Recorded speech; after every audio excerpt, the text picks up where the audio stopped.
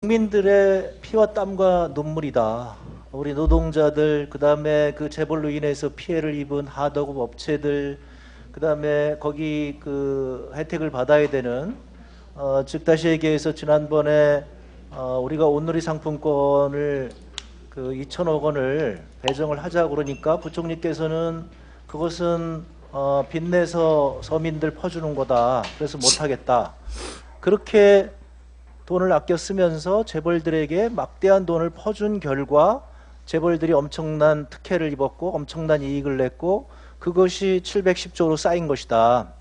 그래서 정부는 그동안 그렇게 재벌들을 도와줘야 낙수 효과가 되어서 그래서 경제가 살아나고 그래서 고용이 늘고 청년 일자리가 늘고 그리고 중소기업이 잘 되고 소득이 늘 것이다. 이렇게 했는데 그 약속은 지켜지지 않았다. 따라서 결론적으로는 기재부는 지난 몇 년간 계속 재벌들에게 그냥 특혜를 준 것이다. 저 710조는 그렇게 국민들의 피와 땀과 눈물을 걷어서 그걸 재벌에게 준 것이다. 이렇게 저는 봐야 된다는 겁니다.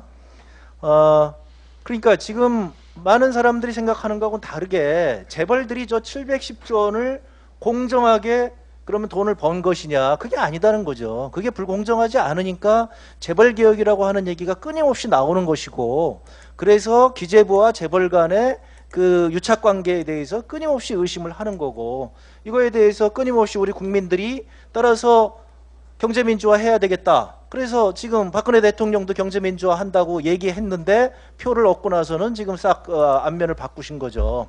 자, 재벌들이 막대한 그 공사를 따냅니다. 그런데 전부 담합을 해서 공사를 따냅니다. 그것을 담합을 해서 공정위가 부정당업자라고 지적해서 과징금 2,115억 원을 부과를 합니다. 저것도 정말 말이 안 되는 그 부과금이라고 저희가 얘기를 합니다. 수조 원, 수십조 원을 그렇게 담합을 해서 그렇게 엄청난 그 혜택을 얻고 막대한 비자금을 만들어 놓고 그랬는데 그걸 정부가 다 이제 봐주는 거죠. 그리고 나서는 이제 법이 바뀌어서 저렇게 부정당업자에 대해서는 더 이상 재벌들이 사업을 할 수가 없는데 그거를 지금 완전히 사면을 해준 거 아니겠습니까? 바로 이런 것들이 저게 또 우리 710조에 들어간다. 저는 이렇게 말씀을 드리는 겁니다. 그러니까 다음 페이지 넘어가 주세요. 자, 면세점이 그런 거 아닙니까? 신라와 롯데라고 하는 두 대기업 면세점이 그중에 80%를 얻는데요. 6조 원을 작년에 매출을 합니다. 그 리베이트로 무려 2,800억을 씁니다. 그런데 특허 수수료로는 기껏 해봐야 1,100만 원을 냅니다. 저기서 6조 원이라고 하는 저 매출을 올렸으니까 아마 조 단위의 롯데와 신라는 조 단위의 이익을 얻었을 겁니다. 저거는 그냥 국가가 특허를 주는 거예요. 저 특허를 중소기업한테 줬다면 롯데와 신라는 저 돈을 못 벌었을 겁니다. 710조에는 바로 그게 들어가 있는 거예요. 그렇게 지금 기재부가 그렇게 저거 하지 말라고 제가 2012년부터 그렇게 했는데 저렇게 특혜를 준 거 아닙니까? 바로 그것이 저는 문제가 된다는 것이고요. 그 710조에 저렇게 국민의 피와 땀과 눈물이 들어가 있는데 문제는 지금도 계속 그걸 하겠다는 거죠. 710조가 1,000조가 되고 10,000조가 될 때까지 온 국민은 고통 속에서 정말 힘들어서 정말 절망 속에서 피눈물을 흘리고 있는데 아직도 재벌들한테만 계속 모아주겠다. 그렇게 모아주면 일자리가 생긴다. 재벌을 모아줘야 투자를 하고 일자리가 생긴다. 투자 안 하니까 또 뭐 투자를 한다고 또 혜택을 준다. 재벌들이 원하니까 노동자 쉽게 해고해 주겠다. 이것이 납득할 수 있겠느냐. 국민의 입장에서는 저 710조는 재벌이 노력해서 번 돈이 아니다. 그건 기재부가 재벌과 유착해서 만든 돈이고 앞으로도 계속 그렇게 한다. 그것에 대해서 국민이 질타하고 있고 그것 때문에 한국 경제는 망한 것이고 망해가고 있고 지금 양극화가 이렇게 심각해서 온 국민이 고통 속에 있다. 거기에 대해서 답변해 주시기 바랍니다. 뭔 답변이 있겠어? 예, 의원님, 제가 누차 말씀 올립니다만은 너무 그 논리를 단순화하다 보면 논리적 오류가 생기게 있습니다. 줘봐. 예전에 기재부가 나한테 저랬다니까? 재벌과 유착했다고 말씀하셨는데 어느 부가 재벌과 유착하는 부가 어디 있습니까? 그래서 지금 여러 가지 사내 유보가 적절하게 우리 경제 활류되게 유도할 필요가 있다는 데서 저도 동의를 하지만은 그게 기업 노력하고 아무 상관없이 그 나무 피와 땀을 그렇게 모아서 한 것이다 이렇게 하는 것 그것도 또한 논리적인 비약입니다. 그래서 하여튼 논리적 비약, 말씀하시는 그런 취지는 제가 성급한 이해를 일반화. 못하는 바는 아니라 너무 논리적인 비약이 있어서 일반화의 오류 다른 뭐 부분을 이런 인정을 딱 일변 논리죠. 다만 여러 가지 정책을 시행함에 있어서 대기업에 지나친 특혜가 가거나 또 그 중소기업이 피해가 입지 않도록 정책을 운용하라는 그런 취지로 이해를 하겠습니다.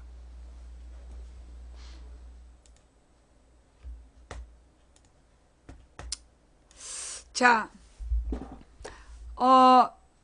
내 얘기로 듣는 것보다 내가 얘기할 때 그냥 동네 아줌마의 수다 같은데 왠지 이렇게 또 경제 전문가가 얘기하니까 또 있어 보이지? 예, 그런 거야. 근데 내가 얘기한 거나 지금 홍정학 의원이 얘기한 거나 거의 똑같은 얘기예요. 그죠? 예. 자, 이런 이야기들 사실은 우리가 이걸 계속 날마다 우리가 기억해야 되는 부분이었어요. 그런데 사실 세월호 문제가 터지고 나서 너무 기본적으로 생명의 문제를 저것들이 우습게 알기 때문에 세월호 싸움에 몰두하느라고 우리가 이 이야기를 반복적으로 하면서 문제 제기를 했어야 됐는데 그동안 못했었던 거죠. 네. 자, 근데 여기에 또 우리 박근혜가 또 이런 그래서 이게 이제 최경환이가 자기의 경제정책을 초이노믹스라고 막 이제 팔았어. 그 이제 막 홍보를 했단 말이야. 근데 그거 듣고 박근혜가 기분 나빴대잖아. 이게 박근혜가 초이노믹스 근해노믹스로 바꿔라. 예. 최경환이 국감장에서 근해노믹스가 맞다라고 얘기를 했다. 엊그저께 기사죠? 4월 7일 기사인데요. 한번 같이 볼게요. 예. 박근혜 65세 구속. 박근혜가 14년 7월에 최경환의 경제부총리 겸 기획재정부 장관 취임 이후에 만들어진 신조어 초이노믹스에 대해 노골적인 거부감을 드러낸 사실이 확인됐다. 대통령인 자신이 아니라 최 의원의 경제정책이 부각되는 분위기를 참지 못했던 것으로 해석된다. 이 한국일보가 단독 입수한 안종범 전 청와대 정책조정수석의 업무수첩 39건 가운데 14년 9월 9일자 메모에는 이러한 박근혜의 불편한 심기가 단순하지만 너무나 명시적으로 담겨있다. 박근혜 말을 뜻하는 VIP가 상단에 적힌 해당 페이지에 총수 면담, 어젠다. 그러면서 창조경제센터 추진계획, 성장동력 투자 활성화, 일자리 애로사항 건의, 순방시 협조 건의 등과 함께 초이노믹스를 근해노믹스 또는 창조노믹스가 적혀있다. 주요 대기업 오너들과의 간담회를 앞두고 있던 박근혜가 논의의 주제들을 안전수석과 정리해보는 대화를 나눈 뒤에 초이노믹스 대신 근해노믹스나 창조노믹스라는 용어가 쓰이도록 하라고 지시했던 것으로 풀이된다. 그 당시 언론에서 2개월 전에 경제부총리에게 오른 최 의원의 성을 딴 초이노믹스에 관련 보도가 줄을 잇고 있었다. 최 의원은 취임 이후에 부동산 시장 활성화를 위해 핵심 규제 철폐, 가계소득 증대 3대 패키지 등 정책을 앞세워 의욕적인 행보를 보이면서 자신의 색깔을 뚜렷이 했다. 쉽게 얘기해서 빚어서 집사라는 거였어요. 박근혜 정부의 핵심 실세로 꼽혔던 그의 자리는 더욱 확고해진 것으로 인식됐다. 하지만 과거 정부의 DJ노믹스나 MB노믹스처럼 대통령이 아니라 정책실무자인 장관의 이름이 붙은 경제 명칭은 사실상 처음이었다. 게다가 기재부 보도자료에서도 초이노믹스는 버젓이 등장했다. 박 전 대통령이 한나라당 대선 후보 경선에 나섰던 2007년 만들었고 13년 2월에 대통령 취임부터 줄곧 홍보해왔던 근해노믹스란 용어가 한순간에 묻혀버린 것이다. 박근혜는 이에 불쾌감을 표시하고 용어 변경 지시를 내렸을 공산이 크다. 그리고 이러한 대통령의 뜻은 최 의원에게도 전달됐던 것으로 보인다. 1개월 후 최경환 국정감사에서 초이노믹스의 실체를 묻는 의원들의 질의에 언론에서 이름을 붙인 것이고 초이노믹스는 없다. 근해노믹스가 맞다라고 대답했다. 실세 부총리가 박근혜의 불쾌감을 접하고 몸을 한껏 낮추는 순간이었다. 근데 503이 뭐예요? 예. 그 503이 뭐야? 죄수번호? 그 저기 수감자 번호 503 얘기하는 거죠?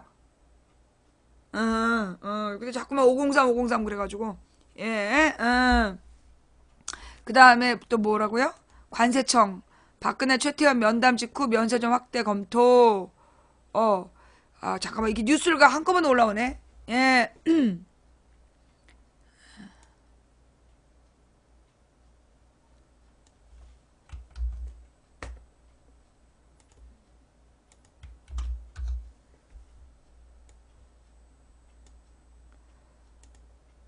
박근혜 최태원 면담 직후 면세점 확대 검토. 예. 그러니까 이제 이 박근혜가 최태원하고 면담한 다음에 면세점 사원 지원을 했다. 그러니까 이제 이게 지금 최태원도 뇌물죄다 뭐 이 얘기하는 거죠 지금. 예.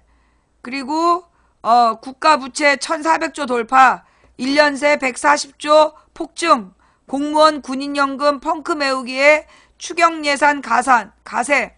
예.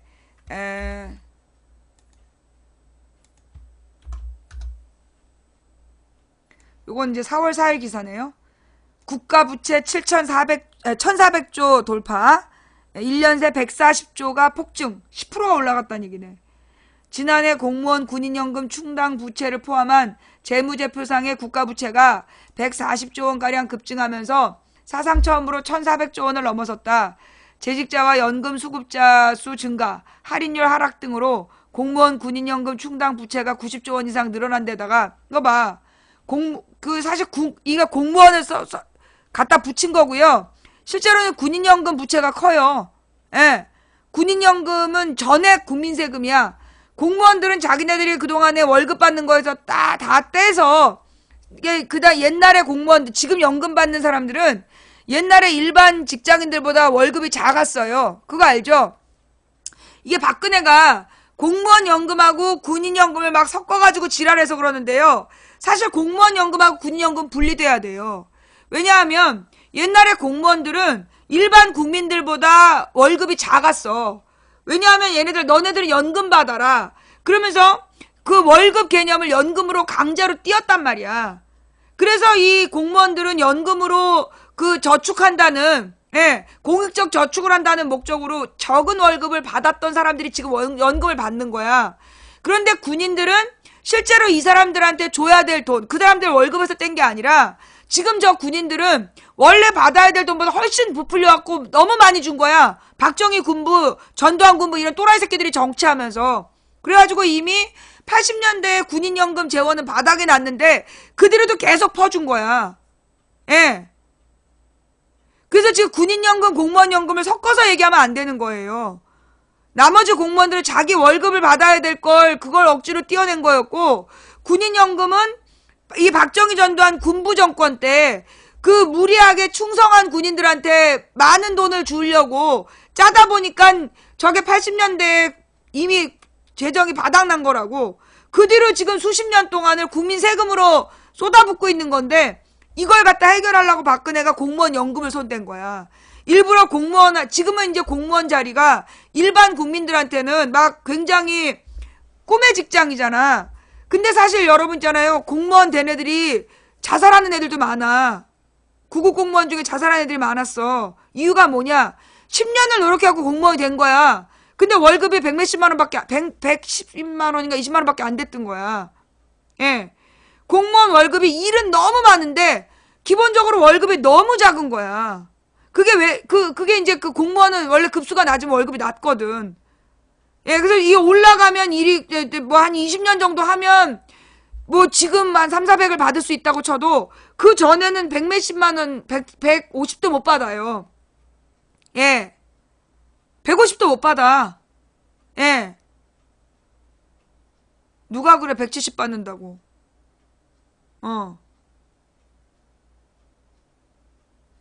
지금 공무원들 연봉, 월급 되게 낮아요. 여러분 지금 몰라서 무슨 170이야.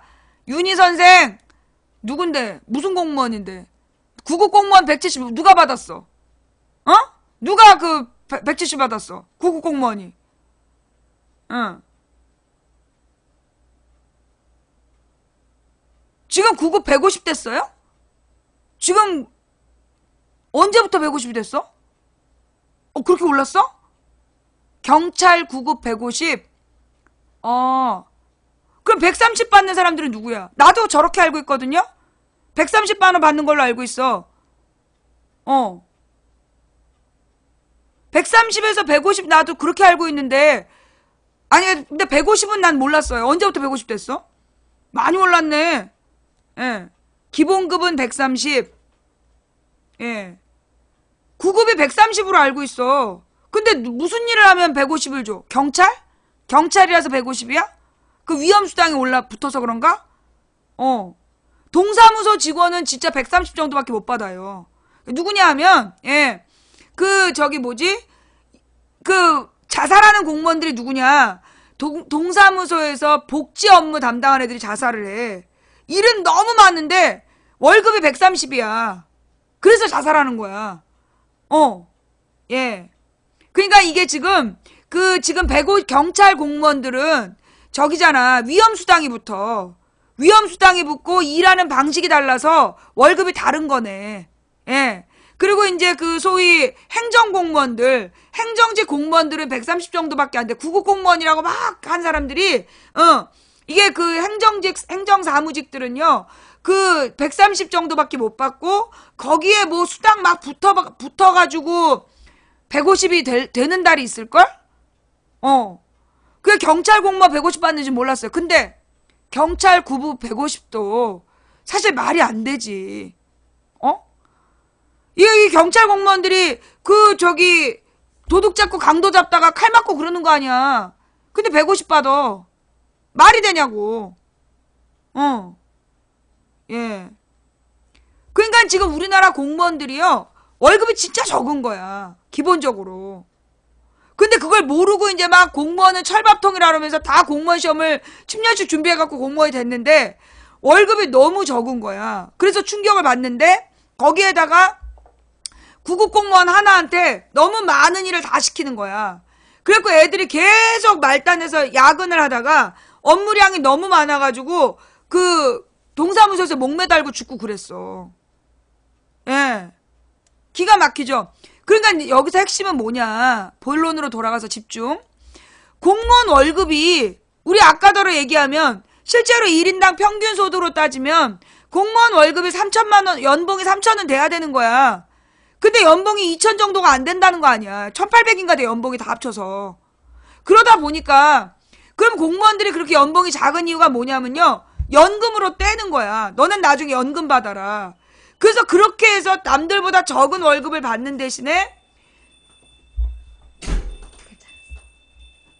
예, 그래서 남들보다 적은 월급을 받는 대신에 공무원 연금을 믿고 적은 월급으로 일해온 사람들인데, 이 사람들더러 지금 군인연금 세원이 모자라니까 공무원 연금을 적게 받으라는 거야.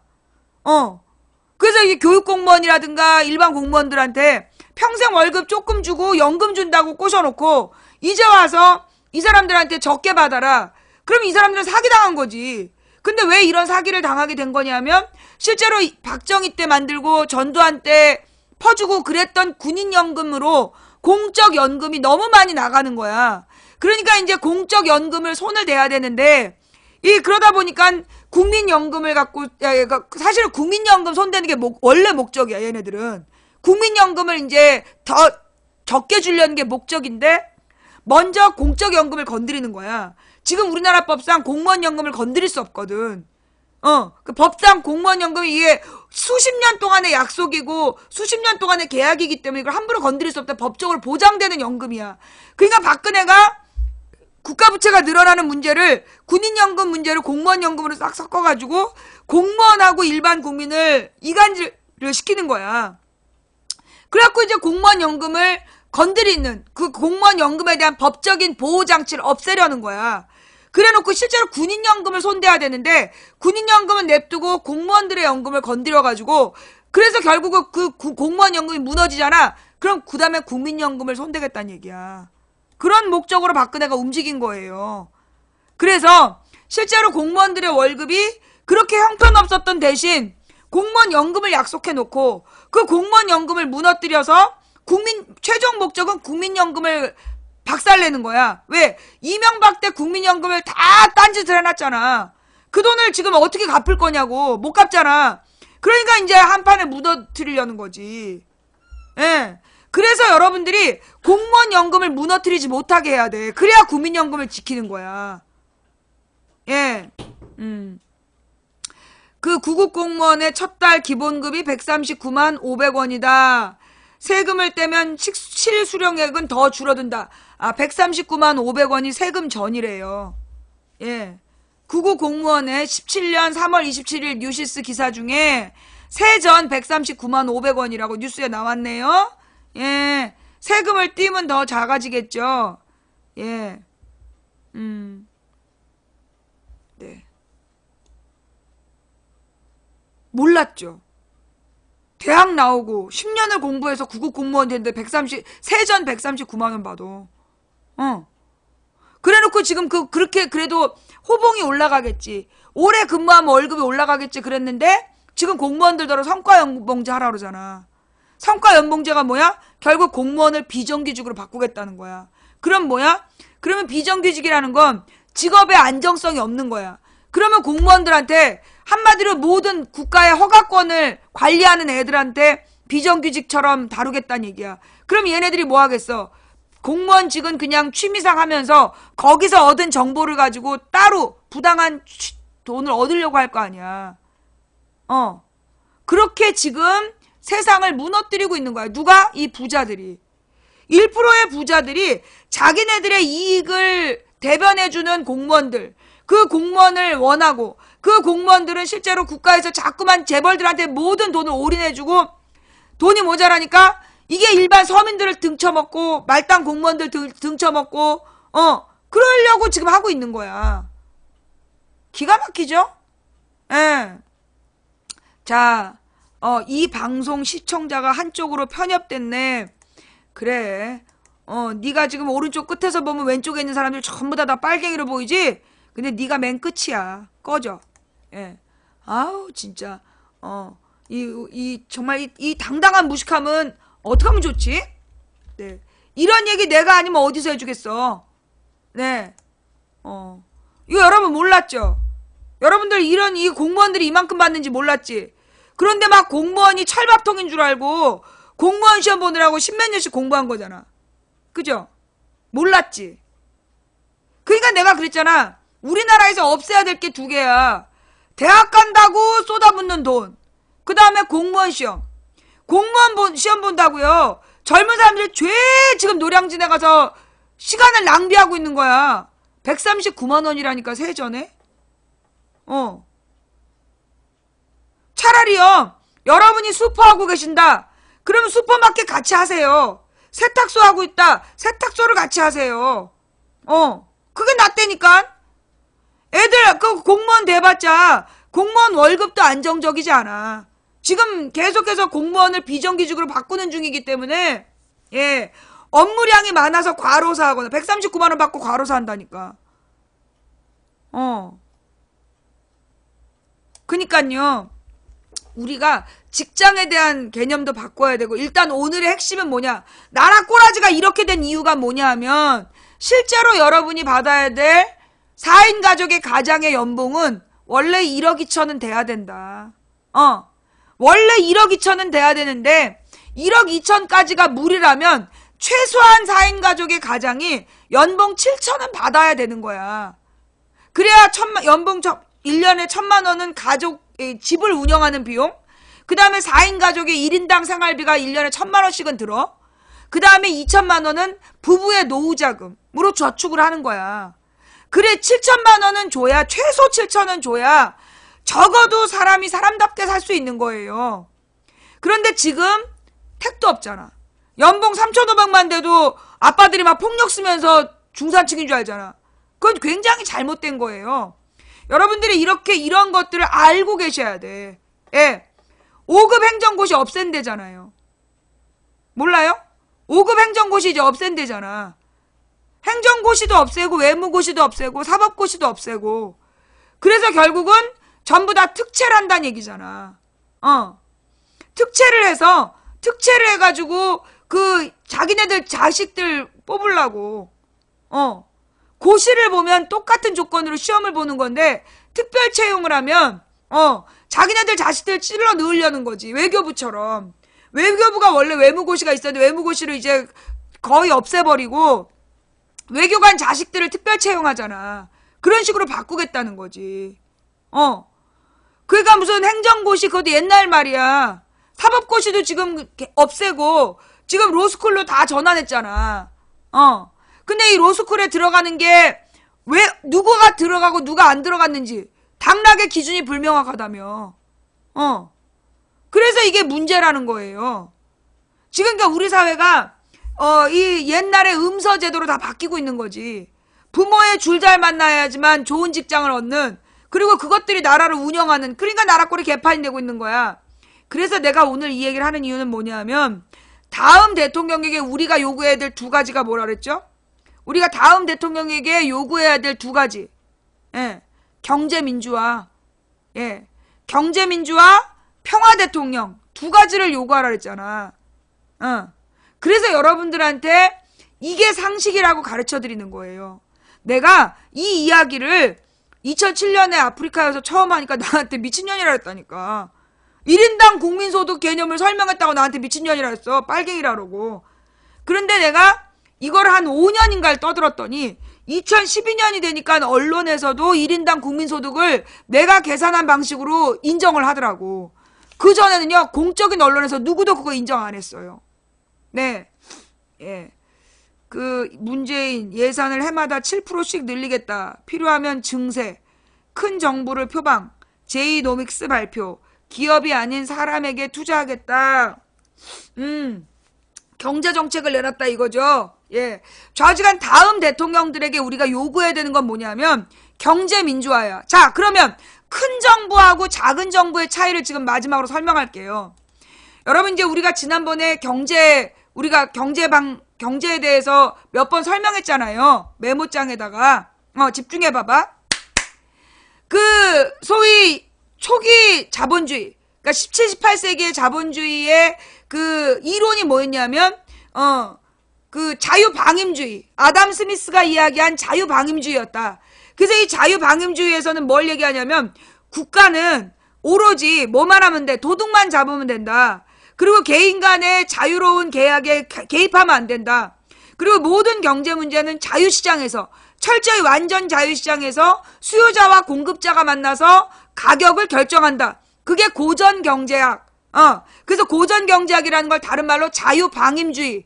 그러니까 이건 뭐냐면 개인 간의 거래에 따라서 자유롭게 가격을 결정하고 이 경제적인 자원을 배분하는 문제를 모두 시장에게 맡긴 단계야. 그게 1800년대까지 가. 그래서 어떤 일이 발생하냐면 1800년대 중반부터 물건을 만들었는데 안 팔리기 시작해. 이 영국이나 프랑스에서. 그러니까 왜 안 팔릴까? 보니까 노동자들을 너무나 많이 월급을 적게 주기 시작한 거야. 남자 노동자들을 자르고 여자 노동자들한테 싼 값에 일 시키고, 그 여자 노동자한테 주는 돈도 아까우니까 청소년을 시키고, 나중에는 8살, 9살짜리 애들을 데려다 일을 시키는 거야. 그러면서 월급을 남자 어른의 10분의 1, 5분의 1 이렇게 준 거야. 그러면서 이 회사는 그만큼의 이익을 받는데, 문제는 어떻게 됐냐면, 각 가정이 소비 능력이 상실되는 거야. 그래서 물건을 만들었는데 안 팔리게 돼. 그러니까 이 사람들이 물건을 팔기 위해서 뭘 만드느냐? 식민지를 만든 거야. 그래서 제국주의 시대라는 게 열려. 그래갖고 이제 19세기에 제국주의라는 걸 가지고 약소국들을 침략해서 물건을 팔기 시작하는 거야. 부자들에게, 그 나라 부자들에게. 그래갖고 이제 근데 이 식민지가 다 이제 정해져 있고 나니까 물건이 또 안 팔려. 왜? 식민지는 미개한 나라이고 그런 나라의 경제력이 또 한계가 있기 때문이야. 그래서 저 식민지를 내가 뺏어야 되겠다. 이래가지고 만든 게 식민지 전쟁 제1차 대전이야. 그래서 이제 그 제국주의들끼리 좀 더 약한 나라의 식민지를 뺏어서 자기의 시장으로 만들려고 했던 게 1차 대전. 그래갖고 이제 패전국의 식민지를 나눠 가졌어. 그런데도 경제 문제가 해결이 안 돼. 그러니까 그때 나타난 게 20년대 말에 경제 대공황이 나타나. 유럽의 경제가 싹 다 망하고 그 출발점 미국이었어. 미국이 사고 쳐갖고 유럽이 망한 게 그게 경제 대공황이야. 그래서 그 경제 대공황을 극복하는 과정에서 나타난 게 2차 세계대전이야. 1, 2차 세계대전으로 온 세계를 쑥대밭을 만들고 나서 그들이 깨달았어. 아, 모든 경제 문제의 본질은 임금이다. 노동자들의 임금을 너무나 축소시키는 최소 비용으로 최대 이윤을 추구하는 경제정책이 잘못됐다. 그래서 나온 게 수정자본주의야. 그래서 자유방임주의가 1, 2차 세계대전을 거치면서 수정자본주의로 나오게 되고, 그래서 수정자본주의에서 강조한 게 뭐냐면 복지. 그래서 국가가 복지 정책을 펴야 된다. 복지가 뭐냐면 교육이나 의료를 국가가 책임지는 거야. 그리고 노동자들에게 일자리를 만들어주는 거야. 일자리를 만들기 위해서 공기업을 만들고, 그 공기업의 일자리를 그게 이제 수정자본주의의 특징이었던 거야. 그런데 이걸 갖다가 1970년대에 오일 쇼크가 딱 터지니까 그걸 이용해가지고 언론들이 이게 다 수정자본주의 때문에, 한마디로 이게 큰 정부, 국가의 복지정책 때문에, 그리고 국가가 너무나 커져가지고 경제 문제에 대응을 제대로 못했다. 공기업들이. 그래가지고 나온 게 신자유주의야. 그래서 신자유주의를 만들고 얘네들이 주장하는 게 뭐냐면 공기업을 민영화하는 거야. 즉 공공의 일자리를 위해 만들었던 회사들을 전부 다 민영으로 돌리는 거야. 그래갖고 결국은 뭐냐, 월급을 줄이는 거죠. 결국 본질적인 문제로 돌아가는 거야. 공기업마저 임금을 줄이고 대기업은 대기업대로 임금을 줄이고, 신자유주의라는 건 누구의 자유? 자본의 자유. 즉 자본이 서민들을 삥 뜯어먹는 것에 자유를 보장해주는 게 신자유주의야. 그게 90년부터 2017년까지 27년을 유지된 거야. 결론은 어떻게 됐어요? 나라가 지금 망하고 있는 거예요. 전 세계가 지금 망하고 있는 거야. 그 전 세계가 망해가니까 지금 전 세계에서 이 언론들이 미친놈들을 막 대통령을 시켜. 총리 대통령에다 미친놈들을 심어놓고 전쟁의 공포를 팔아. 그래서 노동자들이 우리에게 정당한 임금을 달라는 얘기를 못하게 하는 거야. 그래서 전쟁 공포를 팔고 테러 공포를 팔아서 전 세계 시민들을 억누르고 있는 거야. 그런데 그러면서 뭐가 문제가 생기냐면 실제로 물건이 팔리질 않는 거야. 이 소비 능력이라는 건 결국은 그 노동자들이 월급을 받아야 거기서 소비 능력이 만들어지는데, 소비 능력을 없애놓고 물건은 계속 만들고, 그래놓고 노동자들의 임금이 아까우니까 로봇들을 만들고, 부자들한테 로봇을 팔면서 살면 되겠지. 근데 부자들은 돈을 어떻게 벌까? 결국 부자들도 노동자들한테 뭘 팔아야 돼. 근데 팔 수 있는 능력이 없잖아. 그래서 세계 경제가 망해가는 거야. 그래서 경제 민주화와 세계 평화는 내가 볼 때 이번 세기에 우리가 전 세계에 퍼뜨려야 될 핵심 이슈예요. 예. 우리가 지금 전쟁 나면 어떻게 이런 헛소리 할 때가 아니라 우리가 전 세계에다 퍼뜨려야 될 핵심 이슈가 뭐냐면 경제 민주화와 그리고 세계 평화야. 뭔 얘기인지 알겠지? 이 얘기를 언제부터 했어? 예, 내가 작년부터 무슨 얘기를 했냐? 작년 5월부터 우리나라가 세계의 그 리더십을 세우게 될 거다. 그 얘기 했잖아요. 평화의 리더십을 세우게 될 거다. 기억나지? 그게 지금 우리의 일이야. 왜? 전 세계에서 그 이념 대립을 하는 유일한 나라가 우리나라야. 남북이 분단되어 있고 전쟁 상태에 있는 게 유일하게 우리나라야. 그리고 모든 경제 문제가 우리나라에 응축되어 있어. 세계 경제 문제가. 그래서 우리가 전 세계에다가 경제 민주화와 세계 평화의 리더십을 전 세계에 전파해야 될 역할이 우리에게 있다.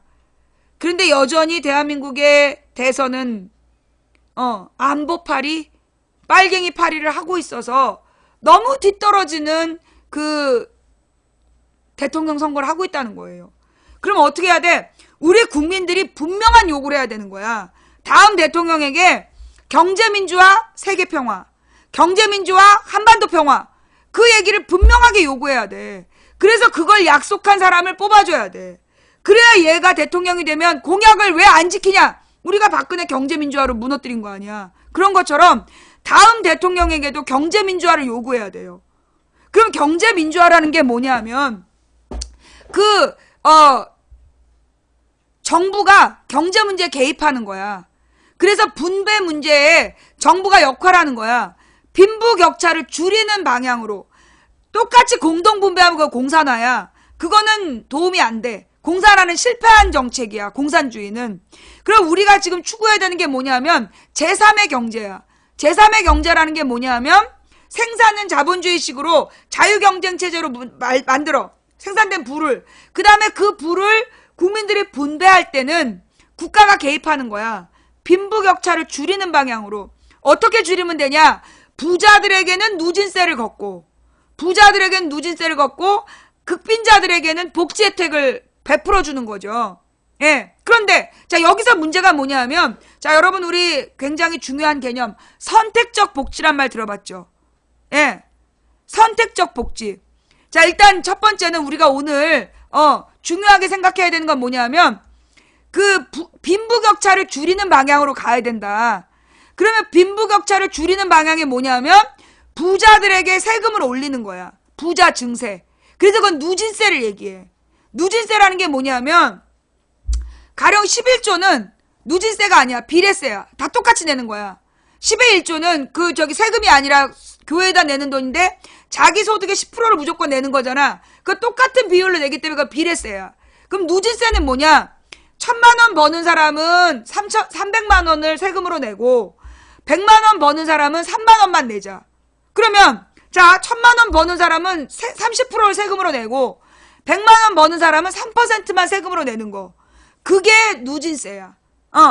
프로테이지를 따졌을 때 조금 버는 사람은 조금만 세금 내고 많이 버는 사람은 세금을 많이 내는, 그게 누진세예요. 원래.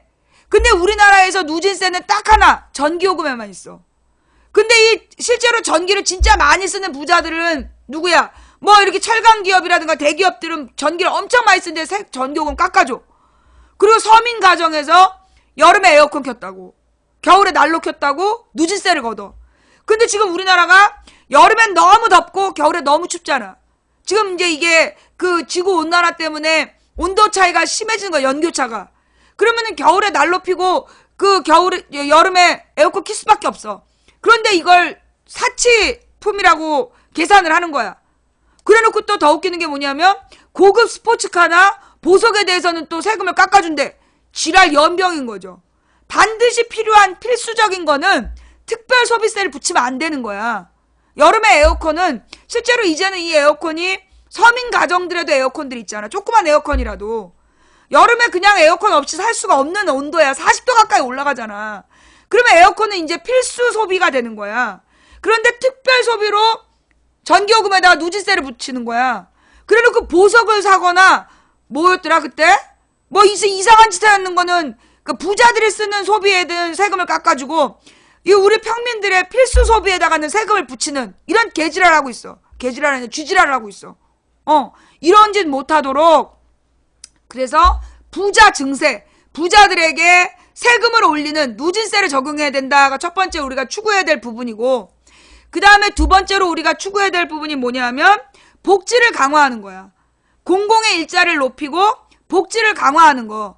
그래서 이 복지라는 게 뭐냐면 이 사교육이 없어도 대학을 갈 수 있도록, 한마디로 그러면 어떻게 하면 되나요? 국립대학을 늘리면 돼. 반값도 안 된 3분의 1 정도만 실비만 받고 운영되는 국립대학을 늘리면 돼. 우리나라의 모든 대학이 사립대학이야. 사립대학은 냅둬. 망하거나 말거나. 그리고 지금 사립대학들이 전부 대기업에서 투자했어. 그래서 등록금 받아 이윤을 남기고 있단 말이야. 그러니까는 이 사립대학은 그냥 냅두고 가고 싶은 사람 가라고 그래. 그리고 꼭 대학 졸업장이 있어야 되잖아. 국립대학을 늘리는 거야. 지금 서울대 조금밖에 안 뽑지. 차라리 지금 전국에 있는 국립대학을 모두 서울대로, 그러니까 전부 다 이름을 서울대, 경북대, 전남대 이렇게 부르지 말고 국립대라고 통일하는 거야.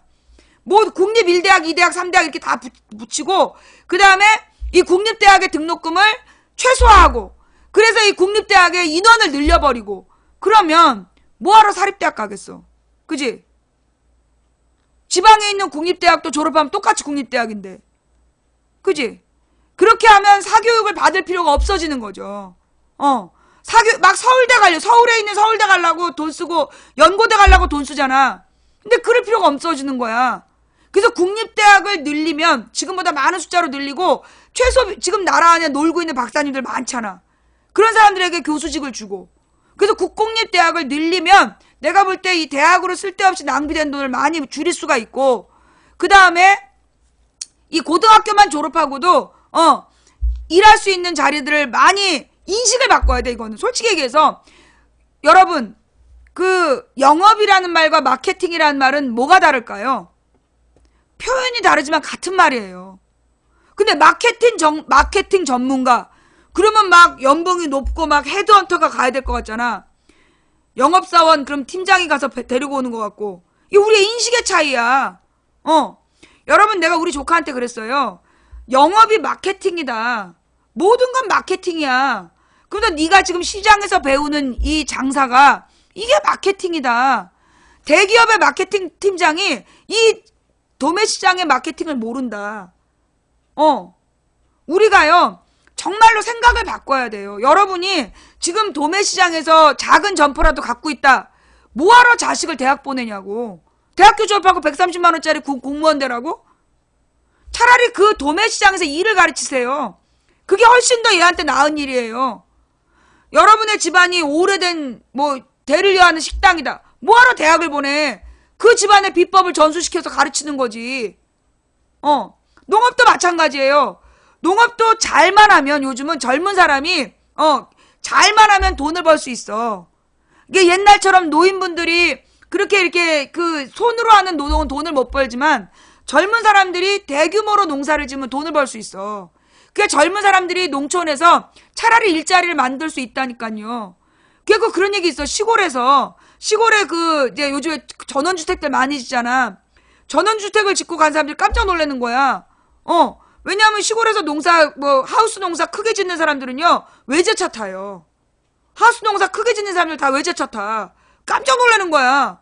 베이비붐 시대가 아파트 팔아갖고 전원주택 듣고 갔어.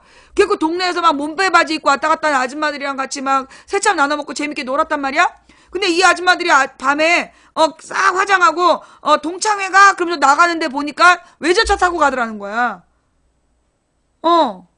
그게 왜 그러냐 하면 이게 하우스 농사 크게 짓는 사람들 돈 번다는 얘기예요. 자, 그런 것처럼 그래서 우리가 그 지금의 이 자본주의 체제가 만들어낸 인식의 한계를 벗어나야 된다고. 예. 성주에서 우리 얘기 들었잖아. 얼마나 돈 버는지. 그러니까 우리가요, 정말로 그 지금 우리가 이제까지 가졌던 이 지금의 40, 50대가, 그러니까 내가 볼 땐 30, 40대야. 30, 40대의 발상이 바뀌어야 돼. 지금 50대 늦었어. 이미 애들 다 그냥 기존 방식대로 키웠어. 그러면 40대, 50대, 우리 나이 때도 이미 바꾸기 늦었고 30대가 바뀌는 거야. 먼저 20대가 바뀌어봐. 여러분이 농사를 지으면 망한다라고 생각하지 마세요. 농사를 제대로 가서 배워. 어떻게 배우면 되냐 면 대학교에도 돈 내고 배우잖아. 농촌에 가서 농업 일을 배우는 거야. 농사를 한 3년 배우라고. 그리고 나서 실제로 여러분의 농사를 짓는 거야. 그리고 조금씩 늘려서 대규모 농사를 짓는 거야. 그 땅 빌려서 짓는 거야, 다. 그러면 젊은 사람들부터 생각을 바꾸면, 아니, 호주에 농사는 지으러 가면서 우리나라 농사를 안 짓는 이유가 뭐냐고. 우리가 발상을 바꿔야 돼. 그 다음에, 저는 힘이 모자라서 육체노동은 못해요. 자, 농촌에서 생산된 물건을 도시로 어떻게 연결할 거야? 홍보를 사진을 잘 찍어가지고 우리 동네 쇼핑몰을 만드는 거지. 동네 쇼핑몰 만들어서 인터넷에 홍보를 해. 그리고 그 인터넷에서 그 동네에 이쁜 처녀가 있으면 서울에 괜히 쓸데없는 데 가갖고 탱클럽 이런 데 들어가지 말고 우리 동네 쇼핑몰 운영하는 거야. 자, 아프리카로 방송해. 자, 오늘은 고창에 무슨 어느 동네에 물건 팔겠습니다. 이러면서 막 쇼핑해. 막 순간적으로 막 주문해. 할 수 있어요. 우리가 발상의 전환을 가지면 지금 우리들의 재원을 가지고 내가 그 서수길 대표한테 그런 얘기 했더니 자기도 그런 생각을 한다는 거야. 그래서 아프리카에서 쇼핑몰 만들었다 쫄딱 망했다고. 왜? 팔리지 않는 물건을 만들어서 그래. 팔아서 그래. 나랑 같이 좀 잘 아이디어를 내보지. 우리 농민들, 지금 농민들은 판로가 없고 그래서 밭대기를 하잖아.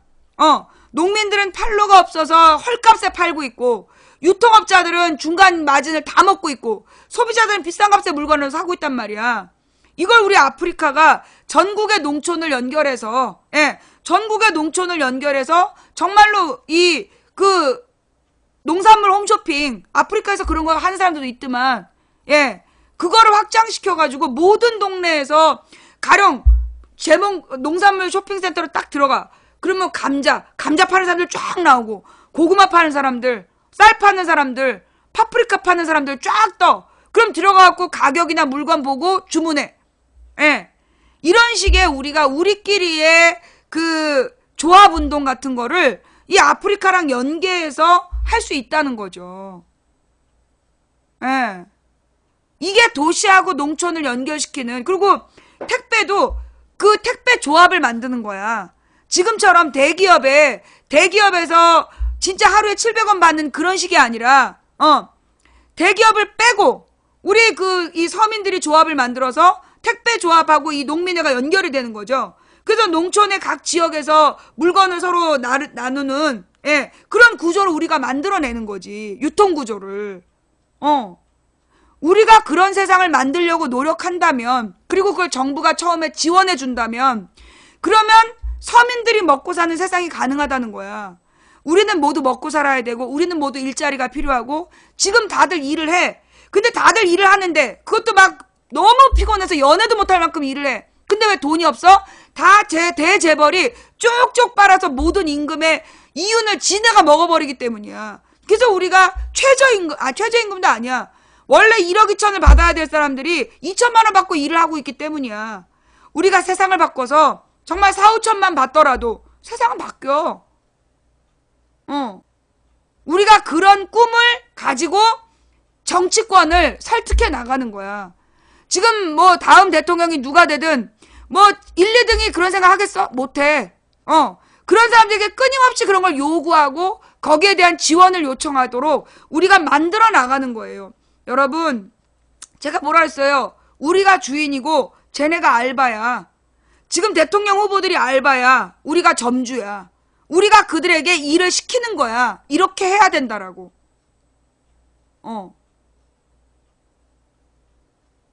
자, 오늘은 이제 경제 이야기로 시작을 해봤고요. 자, 여러분 지금 제가 이제 어저께부터 계속 그런 얘기를 하고 있는데요. 우병우 문제. 우병우에 대한 보도가 너무 없잖아. 예, 자, 일단 노래 한 곡 듣고 갈게요. 예, 자, 잠깐. 뭐, 그게 말이 쉽지 되겠냐? 그쵸? 말이 쉽지 되겠냐라고 생각하면 안 돼요. 예. 근데 이제 여러분들이 된다고 믿든 안 된다고 믿든 여러분의 믿음대로 되는 거죠. 자, 우병우 얘기를 하면서 노래 한 곡 띄웁니다. 다이나믹 듀오가 불렀어요. 죽일 놈. 뭐가 선거법 위반이야? 내가 지금 뭐 선거운동했어? 아니 내가 무슨 아니 내가 뭘 했다고 선거법 위반이래? 야, 내가 뭘 어쨌다고 선거법 위반이야? 내 노래 한 곡 들었구만. 내 노래 듣는데 무슨 선거법 위반이야? 누구한테 얘기한 거야? 누가 선거법 위반이라고? 그저 주어 없이 그런 식으로 함부로 얘기하지 마. 난 노래 한 곡 들었어. 어디다 대고 선거법 위반이야? 시청자가 질문한 거? 뭔 질문했는데? 니들끼리 막 얘기하지 말랬지? 니들끼리 막 얘기하고 그러지 말란 말이야. 네. 자, 일단 오늘 가만 있어보자. 아까 우병우 또 영장 기각.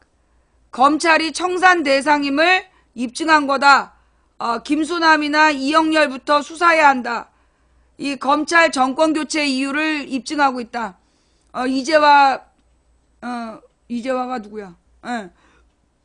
세월호 제외부터 수상, 신용 수사. 자, 조응천 더불어민주당 의원이 우병우 전 청와대 민정수석 구속영장 기각에 대해 12일에 검찰이 왜 개혁 대상이고 청산 대상인지 입증해줬다라고 말했다. 이날 페북에서 그리고 왜 이번 대선에서 승리해야만 하는지 알기 쉽게 입증해줘서 오히려 고맙다. 이건 대선 얘기가 넘어가서. 자, 검찰은 검찰이 온갖 정황에도 검찰 간부에 대한 수사를 피하며 소심하게 수사를 하고 있다고 비꼬는 의미로 사용하는 표현이다. 뭐가? 겁찰이라는 말. 예. 권순호 서울중앙지법 영장전담 부장판사가 12일 새벽 우병우에게 구속영장을 기각했는데, 이 권 부장판사는 협의 내용에 관하여 범죄 성립을 다툴 여지가 있고 이미 진행된 수사와 수집된 증거에 비추어 증거 인멸 및 도망의 염려가 있음이 충분히 소명되지 않아 구속의 사유와 필요성을 인정하기 어렵다라고 기각 이유를 밝혔다. 야, 나도 구속해놓고 이건 뭔? 예.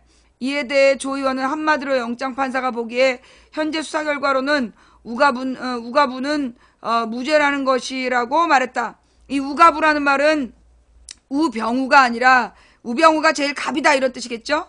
예. 뭐 이런 얘기고. 하여튼 지금 진짜 실세는 우병우였다. 예, 진짜 실세는 이제 우병우였다는 얘기고, 그 다음에 이제 이재화 칼럼, 두 차례 영장 기각, 검찰과 우병우의 딜 산물일까? 역시 법꾸라지였다. 우병우 전 민정수석은 지난 2월 22일 특검이 청구한 영장실질심사에 이어 50일 만에 검찰이 재청구한 영장실질심사에서 또다시 구속의 망에서 빠져나갔다. 권순호 영장전담 부장판사는 아까 했던 말이고요. 법원이 우선 우전 수석이 같은 법조인이라 관대한 결정을 했다는 지적도 있으나 이미 최순실, 박근혜 게이트와 관련하여 구속된 법조인은 김기춘, 조윤선 등도 있어서 이런 주장은 설득력이 떨어진다. 그렇다면 우전 수석의 영장 기각은 원인이 무엇일까? 기각 이유 중 혐의 내용에 관해 범죄 성립을 다툴 여지가 있다는 것이 검찰이 수집한 증거로는 혐의 사실을 인정하기 어렵다는 것이다. 수사 기록은 방대하지만 알맹이가 없었다는 것이다. 검찰은 우전 수석 수사에 200여일을 투여했다. 특수본 125일, 특검 70일, 제2기 특수본 30일. 근데 검찰은 도대체 200일 동안 뭘 했단 말이냐. 검찰은 참고인 50명을 소환해서 조사했다고 자랑했다. 그 많은 참고인을 불러서 무슨 진술을 받았단 말인가. 검찰 수사팀이 무능한 것일까? 아니면 수사하는 신용만 한 것일까? 안고 없는 찐빵. 예. 검찰의 우병우 구속영장 청구서에 기재된 범죄 사실은 8가지다. 이 중 미르케이 재단 설립을 위한 강제 모금 의혹이 제기된 후 청와대에서 열린 각종 대책회의를 주도해 그 진상을 은폐한 혐의.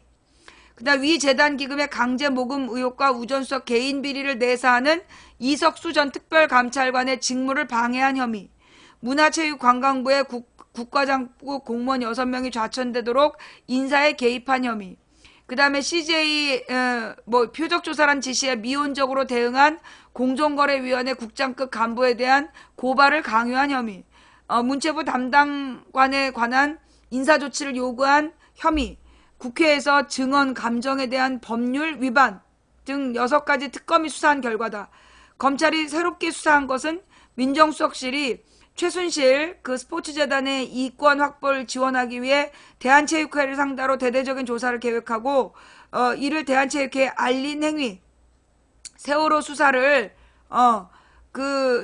수사 방해를 시도했음에도 국회 청문회에서 그런 사실 없다는 취지로 위증한 혐의 등 2가지다. 검찰의 구속영장 청구서를 얼핏 보면 우병우 민정수석에 대한 수사가 철저히 이루어진 것처럼 보인다. 그러나 조금만 더 깊이 들여다보면 안고 없는 찐빵에 불과하다는 것을 쉽게 알 수 있다. 구속영장 청구서에서 검찰 특별수사본부가 한 달가량 수사력을 집중했던 세월호 수사 방해가 빠져있다. 세월호 수사 방해 혐의는 다른 범죄 사실과 달리 우전 수석이 직접 수사검사에게 전화를 한 것이기 때문에 쉽게 인증할 수 있는 것이다. 또한 우전 수석의 혐의 중 가장 죄질이 나쁜 것에 해당한다. 그럼에도 검찰은 이 혐의를 구속영장 청구서에서 빼버렸다. 검찰은 우전 수석이 김순환 검찰총장과 인태근 법무부 검찰국장, 이영렬 서울중앙지검장 등 검찰 수뇌부와 잦은 통화를 하면서 자신에 대한 업무상 횡령 혐의 수사와 이석수 특별감찰관에 대한 피의사실 공표 혐의 수사에 공포 혐의 수사에 영향력을 행사한 의혹에 대해서도 수사 개시조차 하지 않았다. 그렇기 때문에 이 혐의에 대해서는 당연히 구속영장 청구에 기재하지 못했다. 세월호 수사방해 혐의가 영장 청구에 기재되지 않은 것은 도저히 이해할 수 없다. 박영수 특검이 구속영장을 재청구하면 100% 영장이 발부될 것이라고 자신했던 것도 우 전 수석이 2014년 검찰의 세월호 수사 당시 광주지검 수사팀에 전화로 외압을 행사했음을 쉽게 입증할 수 있다고 확신했기 때문이다. 특검은 이 혐의에 대해 수사를 제대로 하지 못한 이유는 특검법의 이 부분이 수사 대상이라고 명시해놓지 않았기 때문이었다. 특검과는 달리 검찰의 수사 대상에서는 아무런 제한이 없다. 특검 수사를 이어받은 검찰의 제2기 특별수사, 자, 여기까지 무슨 얘기인지 알겠어요? 특검이 이걸로 우병우를 기소하지 못한 이유는 이게 특검법에 이 내용이 없었기 때문이었다는 거야. 그래서 이 내용을 특검이 다 줬으니까 검찰이 이걸 가지고 구속영장만 청구하면 됐는데 안 했다는 거지. 예.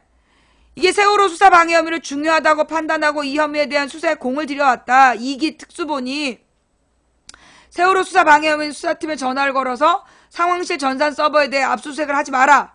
김경일, 전혜경 123 정장에 대해 업무상 과실치사 혐의를 적용하지 말라. 이렇게 외압을 행사했다는 것이다.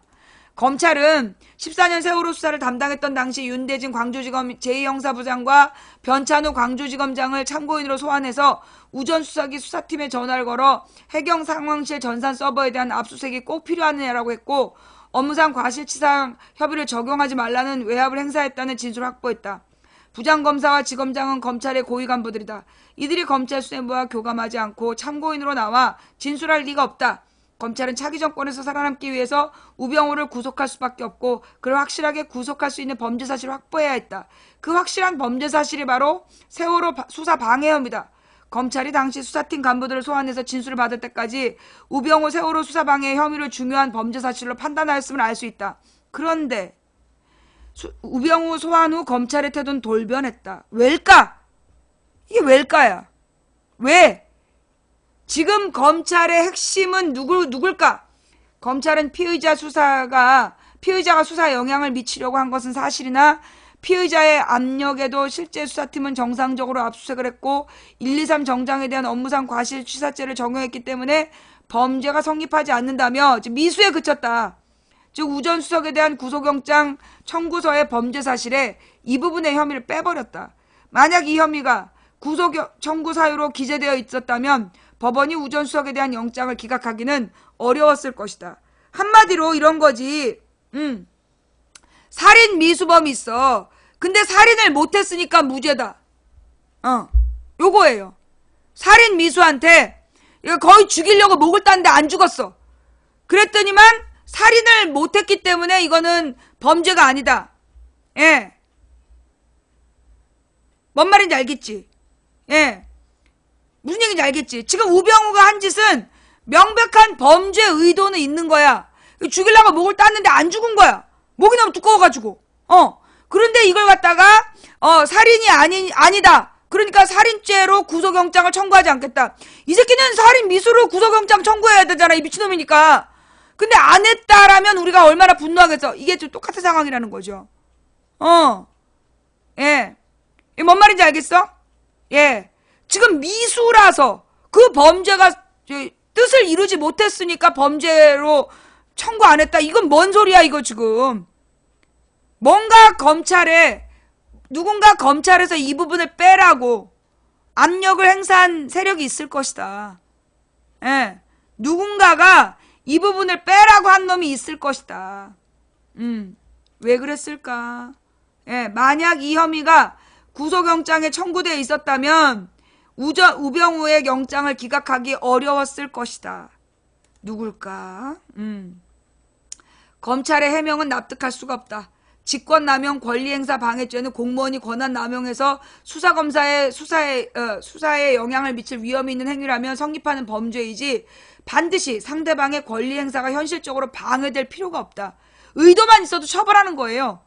세월호 수사를 하던 검사가 우병우 전 수석의 전화를 받고 해경 상황실 전산 서버에 대한 압수수색이나 123 정장에 대해 업무상 과실치사죄 적용을 망설일 정도면 권리 행사가 방해된 것으로 보아야 된다.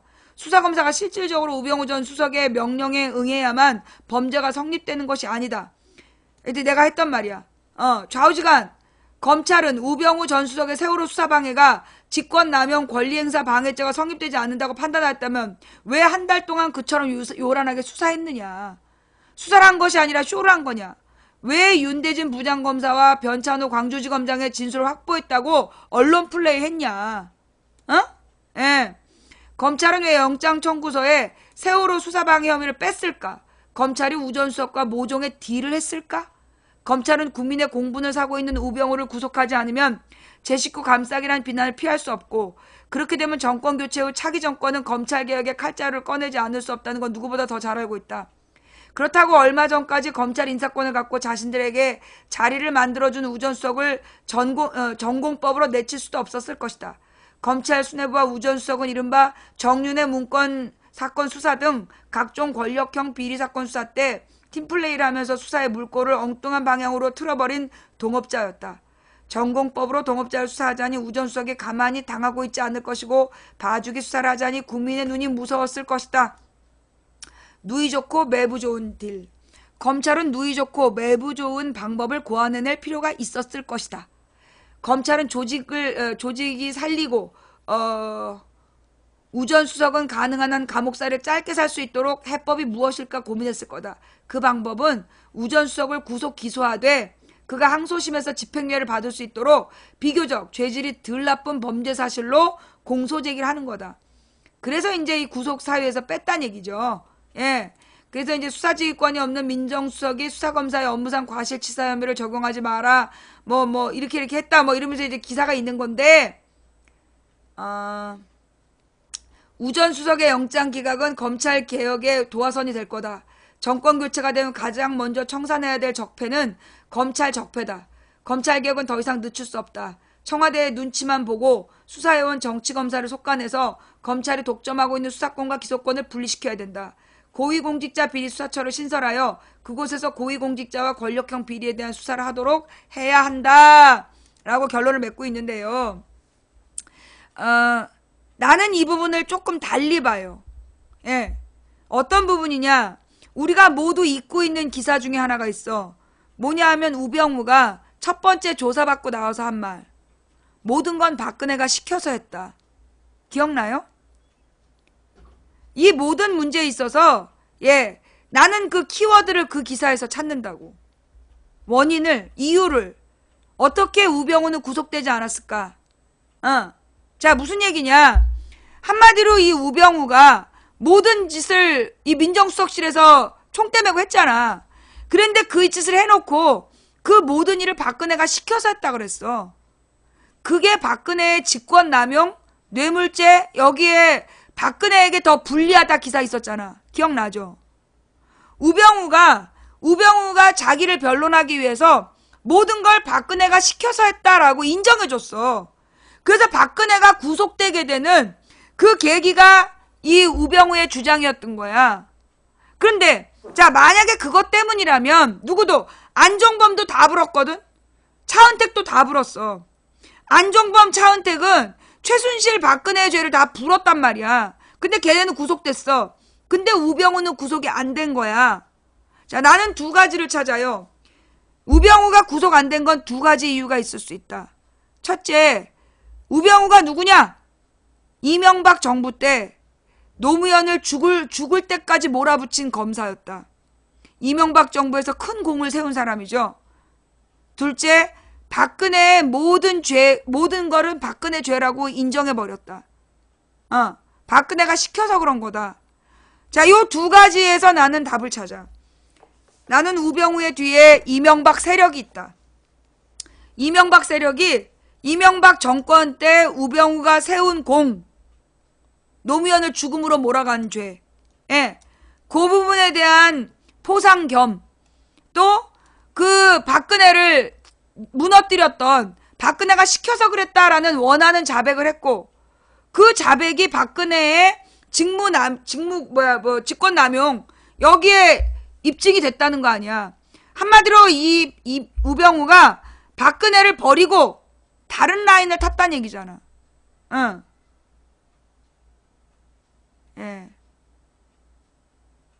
이명박의 반대에도 버티기, 우병우 구속수사 고집.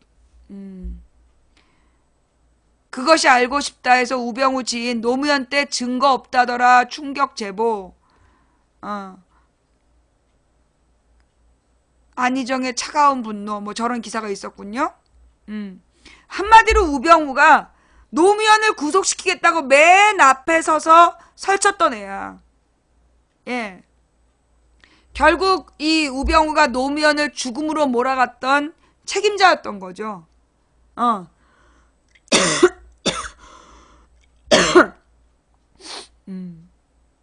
팩트는 자, 이 모든 일에 대해서 자, 요 부분은 나의 추측인데, 예. 즉 이명박 라인이 우병우를 돕고 있는 거 아니냐는 나의 추측이야. 사실이 아니라. 그러나 여기서 정확하게 팩트는 뭐냐?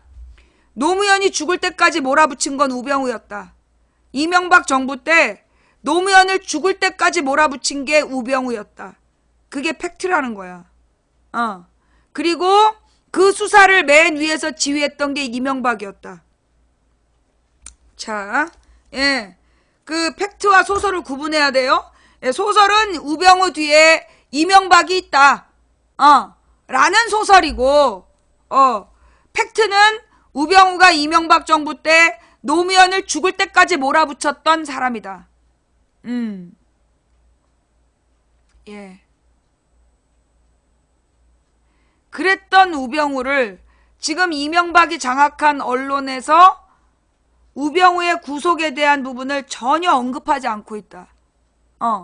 우병우 구속이 안 된 부분에 대해서 거의 언급을 안 해요. 잠깐 꼭지로 다뤄. 이 언론이 뭔가 우병우를 감싸고 있다는 거죠. 이게 이재용이나 박근혜 같은 경우에는 구속영장 심사할 때 하루 종일 특별 보도했어. 근데 우병우는 검찰 그 구속영장 심사할 때 언론에 한마디도 안 나왔어. 그리고 그 10대 무슨 초등생 살해범 그 얘기만 계속 한 거 아니야. 예, 그리고 그 다음에 고영욱 체포해가지고 그것만 하루 종일 보여주고. 자, 그러면 이 고영욱의 체포. 자, 일단 기본적으로 고영욱이 아니라 고영태. 고영태에 대한 나의 입장. 나는 고영태가 뭐 정의로운 사람이라고 생각 안 해. 예. 나는 고영태가 깨끗하고 정의로운 사람이라고 생각 안 해요. 고영태의 과거를 얘기하면서 뭐 광주 사태 때, 광주항쟁 때 뭐 아버지를 여의고 뭐 이런 얘기 막 하잖아. 그래서 고영태를 막 굉장히 의인으로 취급한 사람들이 있는데 나는 그렇게 생각 안 한다고. 나는 그 고영태가 뭐 이렇게 여러분 아마 잘 생각해봐. 내가 이제까지 한 번이라도 고영태에 대해서 좋게 얘기한 적 있냐고. 나는 고영태에 대해서 한 번도 좋게 얘기 안 했어. 그죠? 근데 이제까지 그 고영태 녹취 파일이 어쩌고저쩌고 막 이런 얘기를 하면서 막 얘기할 때도 나는 고영태를 감싼 적 없다고. 예. 나는 한패였다가 배신한 사람이라고 난 생각해. 나는 기본적으로 고영태를 감싸주고 싶은 생각 없는 사람이야. 그리고 이번에 뭐 고영태 통장으로 돈이 오고 갔다는 얘기 아니에요. 그래서 이 고영태가 소위 이제 그 돈을 받고 인사청탁을 했다라는 지금 혐의를 받고 있는 거야. 나는 그 부분에 대해서 고영태가 그럴 리가 없다고 생각 안 해. 그랬을 수 있다고 생각해요. 예. 나는 그래서 고영태를 절대로 뭐 감싸주고 싶지도 않고 의인이라고 생각도 안 하고 그냥 한 사람의 내부 고발자일 뿐이다. 내부 고발자에도 질이 달라요. 정말로 죄 없이 정말 정의로운 마음에서 자기네 조직의 불의를 고발한 사람이 있고 같이 한 패로 해 먹다가 돌아선 사람이 있고 나는 둘은 달라야 된다고 봐. 나는 고영태는 후자 쪽이기 때문에 나는 고영태를 우리가 감싸줄 필요 없다고 생각해. 그럼에도 불구하고 자, 이 고영태에 대한 체포가 정당했냐는 다른 문제야. 자, 고영태 변호사하고 검찰이 하루 전날 언제 그 출두할 건지 검찰 출석 날짜를 의논하고 있었다는 거야. 그런데 갑자기 밤에 들이닥쳐갖고 체포를 했어. 검찰이. 이거는 분명히 의도가 있는 거야. 나는 고영태를 절대 돌봐주고 싶지 않고 보호하고 싶지도 않아. 다만 검찰에서 문을 뜯고 고영태를 체포하는 과정은 내가 볼 때 우병우에 대한 기사, 우병우 영장이 기각되자마자 고영태를 쳐서 뉴스거리를 만들려고 한 쇼라고 나는 밖에 볼 수가 없어. 우병우도 나쁜 놈이고 고영태도 나쁜 놈이라고 칠 때, 더 나쁜 놈이 우병우야. 더 큰 권력을 가지고 더 못된 짓을 했으니까. 그런데 우병우 풀어줘 놓고 지금 고영태로 물타기 한 거 아니냐. 고영태 체포는 내가 볼 때 분명히 이거는 내가 볼 때 문제 있어. 예. 나는 고영태가 의인이라고 생각하지 않아. 그러나 이 체포는 불법이라고 생각해요. 이 굉장히 잘못된 체포다. 그리고 이걸 눈 감아줘서는 나는 안 된다고 봐. 이건 집행자로서 이렇게 하면 안 되는 거야. 평등의 원칙에 위배되는 거고. 근데 말이에요. 지금 검찰이 이런 짓을 하는 배경이 뭘까? 지금 대선 여론조사가 왠지 정권을 바꾸는 게 아니라 정권이 유지되는 쪽으로 갈 것 같다라는 감을 잡고 이 검찰이 다시 박근혜 이명박 시대로 지금 재편되고 있는 거 아닌가? 지금 검찰이 이런 짓거리를 한 게 현재 여론조사를 앞세워서 정권 교체를 맡고 있는 이명박 언론을 믿고 이대로 가면 정권이 교체되는 게 아니라 유지되겠다라고 판단해서 지금 이런 짓을 하고 있는 거 아닐까? 라는 소설이지, 소설. 소설. 요거는 이제 사실이 아니라 이제 소설이라는 얘기지요. 예. 소설. 예. 이 정권 교체를 안 하고 정권이 연장될 것 같다라는 기대감을 가지고 지금 검찰이 이런 짓을 하는 것이 아닐까라는 소설. 예. 자,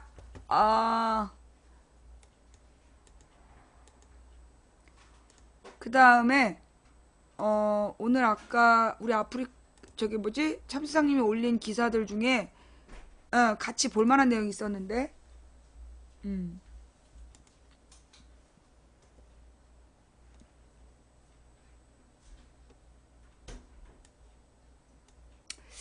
자, 시진핑 트럼프와 긴급 통화, 북핵 평화적 방법으로 해결해야 당연한 거죠. 예. 지금 막 전쟁 공포를 팔다가 장사가 안 된 거야. 전쟁 공포팔이가 안 되니까, 지금 이제 이 시진핑하고 트럼프는 내가 볼 때 처음부터 평화적으로 해결할 생각이었던 것 같고, 예. 선관위, 국민의당 경선 동원 의혹, 원광대 출신 당원 조사, 선관위에서 국민의당 경선 동원 의혹, 원광대 출신 당원을 조사하고 있다. 예. 그 다음에 안철수가 이긴다. 그 이유는? 자, 이런 사람은 블랙이죠. 예. 예. 이거는 지금 우리 방송에다가, 우리 방송에서 특정인을 지지하거나 이런 거 언급하지 말라 그랬어요. 뉴스 기사를 올리는 건 되지만, 자기 개인의 지지나 비판 기사 올리면 안 된다 그랬어. 이 사람은 블랙이야.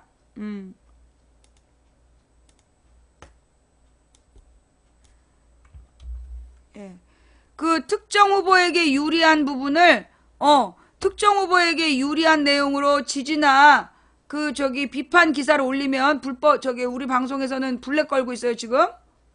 왜 블랙리스트가 안 뜨냐? 예.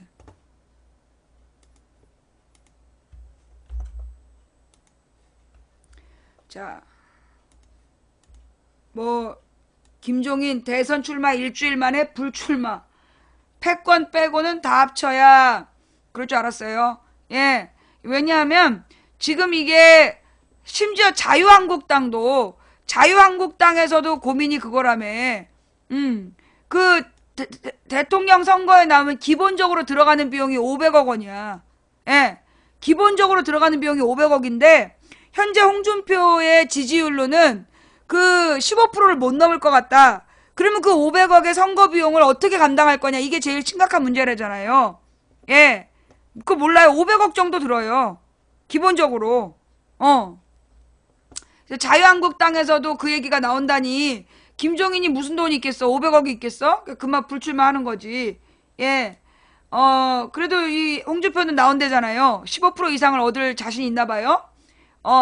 자, 승객 대기 명령 전달한 제3 휴대폰 있었다.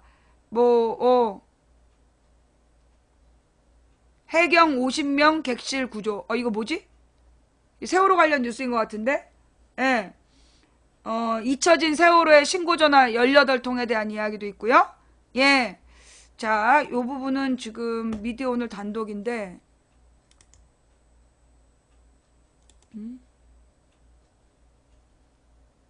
해경에서 50명 객실을 구조하자는 제안을 뭉갰다. 해경이 왜 이런 식으로 행동했을까?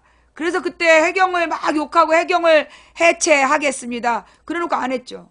예, 해경을 해체한다고 이름을 바꿨잖아. 그죠? 예. 이게 무슨 얘기야?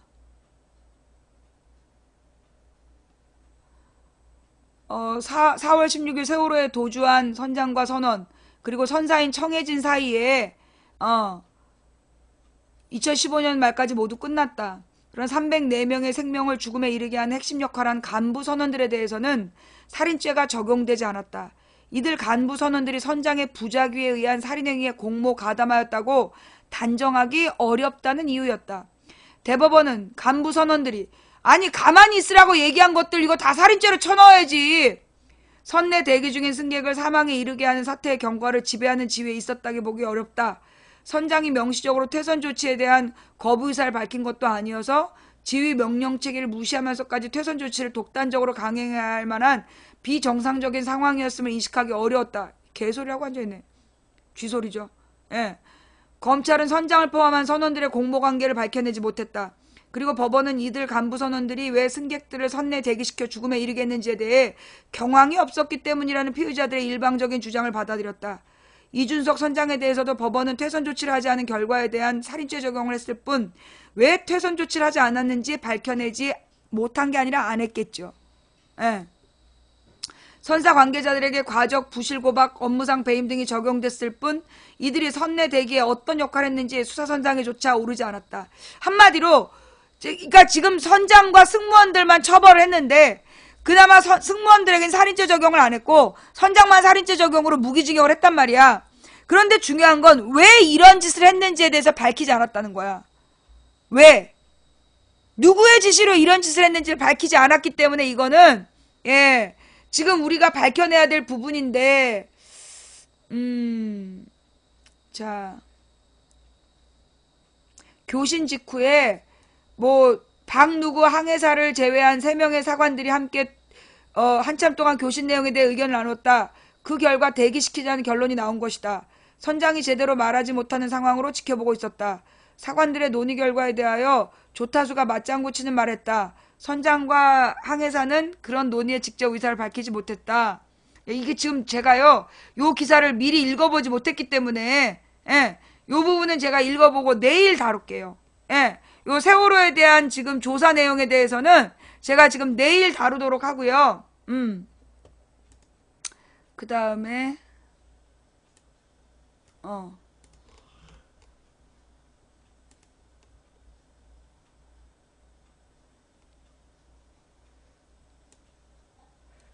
'잊혀진 세월호 신고전화 18통에 대해서도 왜 이 신고를 무시했는지, 당시 해경이 아니 경찰이 또는 119가 왜 신고전화 18통을 왜 무시했는지 이것도 밝혀내야 돼요. 그죠? 자, 그 다음에 안철수 후보 영입한 서울대 연구실적 미흡한 부인도 2달 뒤 채용. 이게 지금 이제 서류가 나왔다는 거잖아. 서울대에서 이 기사 아닌 것 같은데? 연구 실적 얘기 말고요. 이거 나왔다.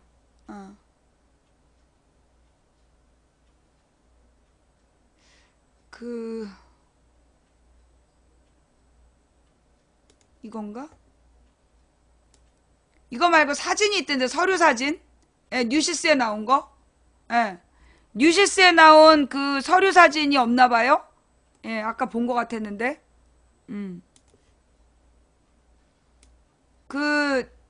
특혜 채용 문제. 특혜 채용 그 서류가 나왔다. 거기 보면 그 뉴시스였죠? 예. 그것 좀 갖고 와 보세요.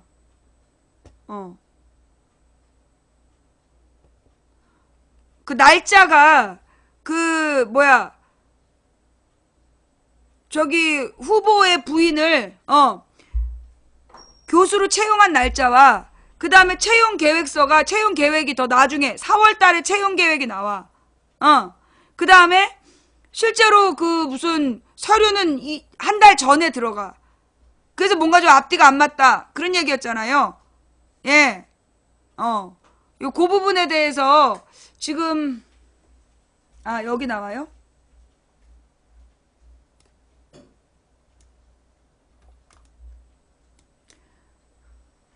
왜 이런 식으로 했는지가 지금 안 밝혀진 거죠. 근데 이때가 언제냐면 2011년이야. 이명박 때 그 자문위원이었잖아요. 예. 그리고 그런 상태에서 지금 그 서울대 교수로 부부 이렇게 저기가 된 거잖아. 2008년 카이스트 교수, 2011년 서울대 교수로 채용된 배경. 이게 둘 다 이명박 정부 때야. 안 후보의 후광이 작용했다는 의혹이 있다. 김 교수의 연구 실적과 경력이 부 교수와 정 교수로 임용되기에 미흡했는데도 두 학교가 안 후보를 영입하기 위해 김 교수를 함께 채용한 것이라는 의혹이 가라앉지 않고 있다.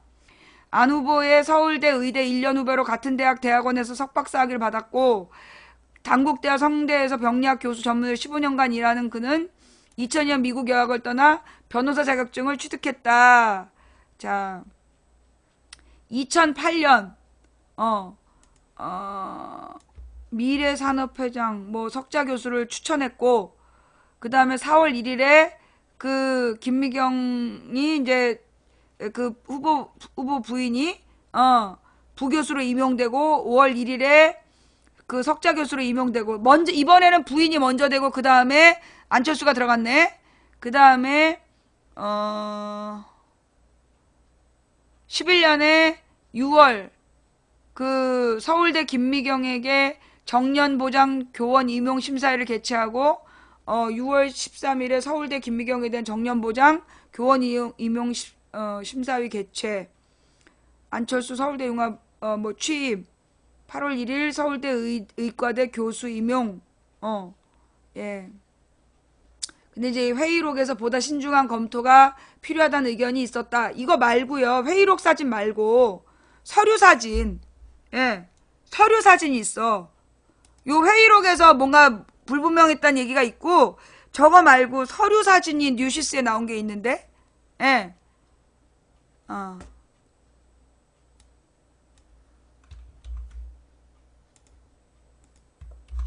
뉴스원이었나?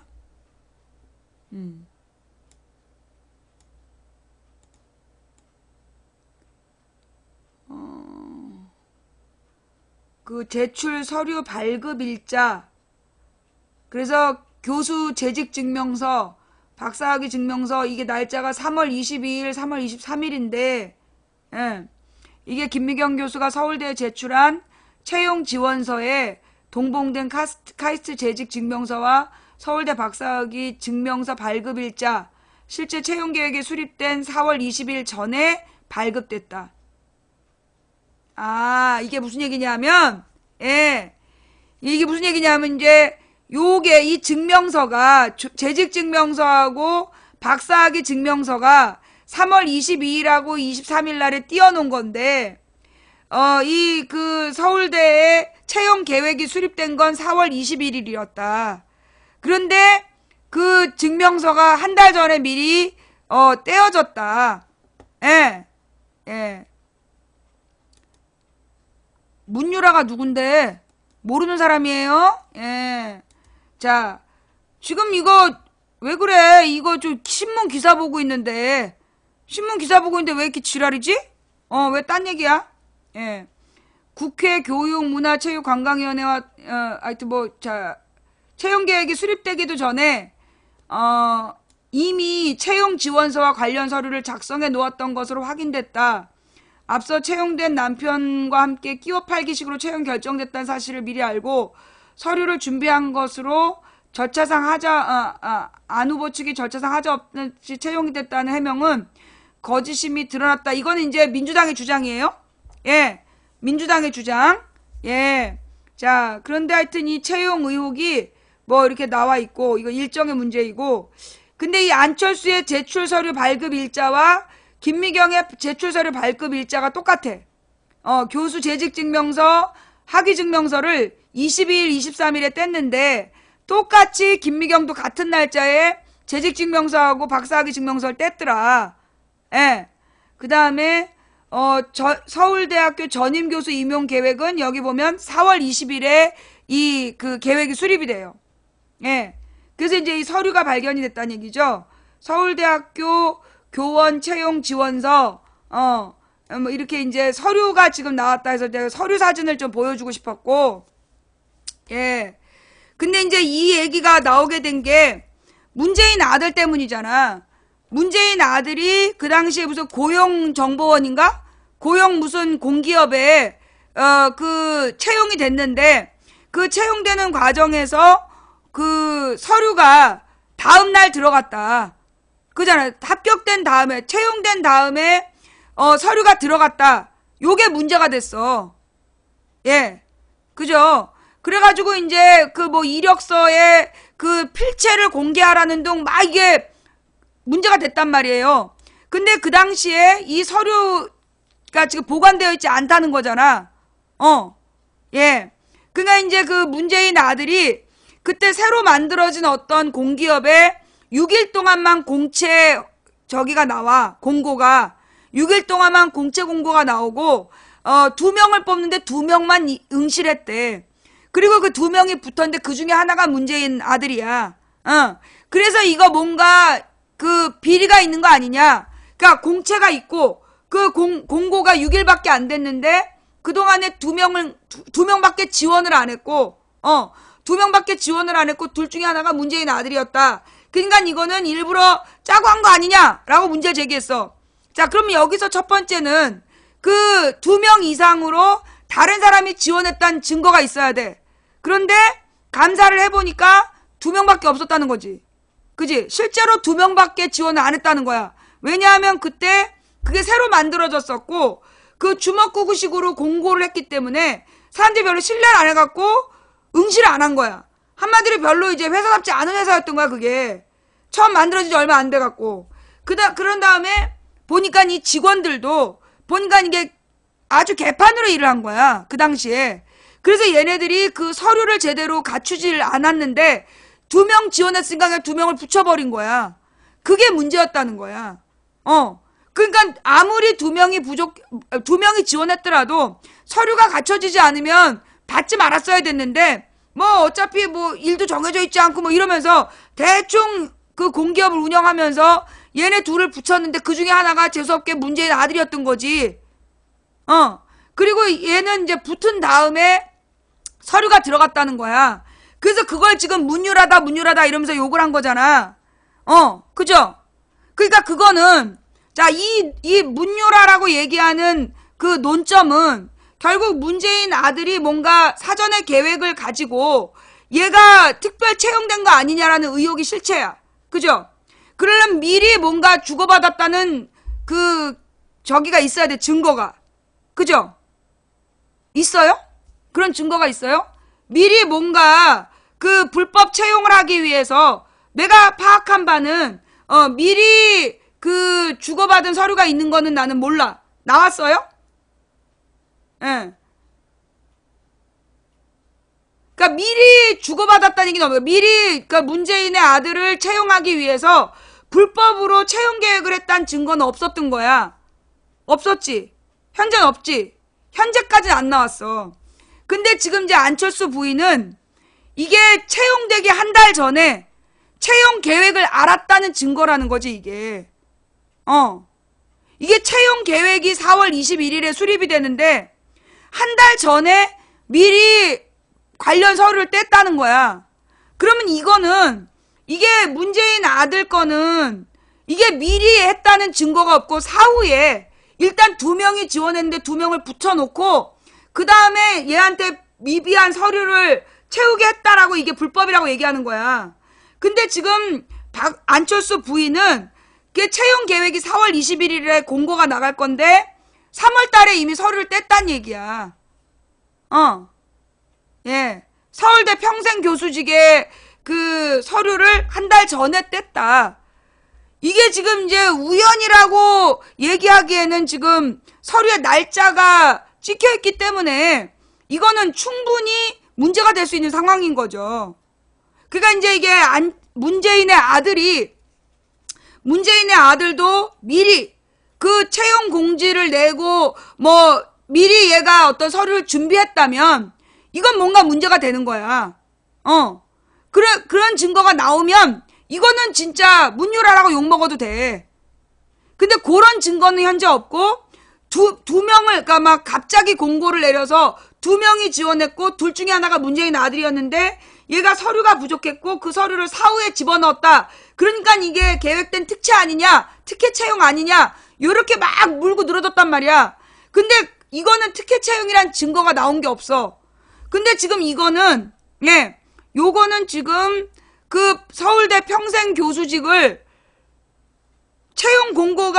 채용 계획이 수립되기 전에 관련 서류가 나왔기 때문에 한 달 전에 관련 서류를 준비한 흔적이 나온 거기 때문에 이거는 지금 좀 문제 있을 수 있는 거예요. 이건 제가 지금 앞뒤가 안 맞는 거예요? 내가 좀 뭔가 사실 잘못 알고 있는 거야? 등본도 3개월 등본은 3개월 전에 거 내도 돼요. 등본은 띄워놓은 거 3개월 전에 거 내야 돼.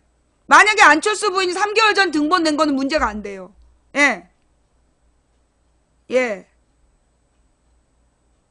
그거는 지금 문제가 아니지 않아? 이거는 지금 교수 재직 증명서하고 박사학위 증명서 그걸 안철수랑 똑같은 날짜에 2개를 띄웠다는 거. 그게 지금 증명이 된 거잖아. 국립대 평생교수직을. 그리고 지금도 교수를 하고 있는 거잖아. 그리고 이게 2012년에 이게 문제가 돼서 뭔가 지금 회의록에서 과정상의 문제가 있는 것 같다라는 얘기까지 나왔는데 지금까지 교수를 하고 있는 거고 문재인 아들은 그게 자기 아버지한테 문제가 될 것 같으니까 그만뒀다는 거고. 그 차이가 있는 거지. 문재인 아들은 그 당시에 1년 만에 그만뒀다는 거고 지금 이 안철수 부인은 지금까지 교수를 하고 있다는 거고. 그 차이가 있는 거네.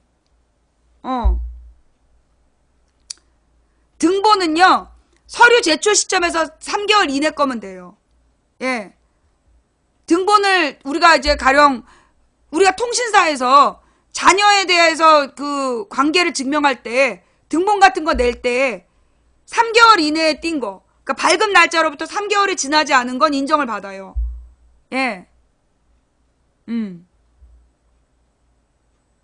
근데 등본 얘기는 왜 나왔어? 지금 여기 등본 얘기는 없지 않아요?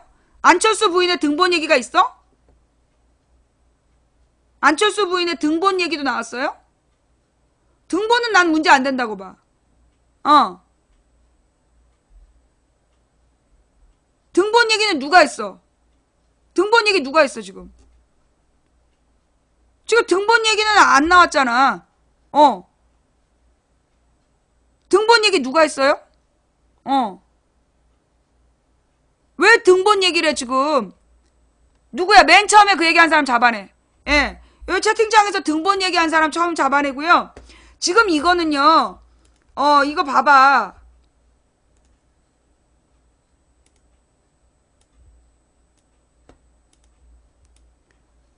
김미경 제출 서류 발급 일자. 카이스트 교수 재직 증명서 3월 22일 11년. 그 다음에 박사학위 증명서 3월 23일. 그 다음에 안철수 제출 서류가 똑같은 날. 재직 증명서 3월 22일. 박사학위 증명서 3월 23일. 이런 거는 등본하고는 다르잖아요? 박사학위 증명서나 교수 재직 증명서를 등본처럼 떼는 사람은 아니잖아요? 그죠? 그런데 이 서울대학교 전임 교수 임용 계획이 4월 21일에 나왔단 얘기야. 요걸 확대해서 보면 4월 21일에 계획이 수립돼요. 예. 그리고 이제 그 지원서가 들어갔는데, 내 지원서는 또 못 봤네. 조금 확대해서 볼게요. 똑같이 4월, 아니구나. 더 먼저 들어갔네. 김미경 교수의 지원서는 4월 30일. 안철수는 4월 4일. 그러니까 채용 계획은 4월 21일에 수립됐는데, 둘이 지원서는 4월 4일, 3월 20일에,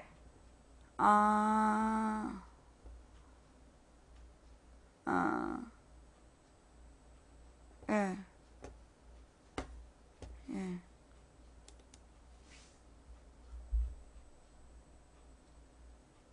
그러니까 미래를 내다보는 눈이 있었나 보지. 미래를 내다보는 눈이 있어서 미리 준비했나 보지. 그치? 야, 엄청난 예언의 능력이에요. 예. 엄청난 예언의 능력으로 이렇게 했겠구나. 근데 공교롭게도 이명박 정부 시절에 2008년 3월에 둘이 카이스트 교수가 되고, 예.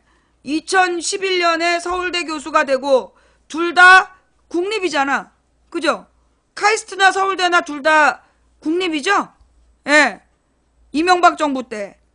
우연히 그랬단 얘기지, 우연히. 예. 예. 카이스트가 지금 2008년 3월이고, 예. 그리고 서울대가 2011년이고, 둘 다 우연히 세트로 됐단 얘기지. 예.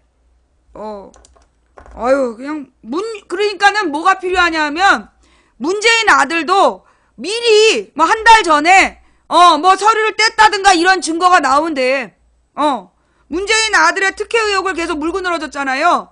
그러니까 문재인 아들도 한 달 전에 미리 서류 뗐다. 요런 거를 딱 증명해내면 간단하네.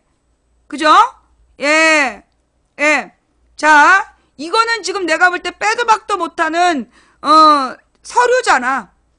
예, 빼도 박도 못하는 서류고, 그러니까 이런 서류를, 입증해내면 되는 거예요.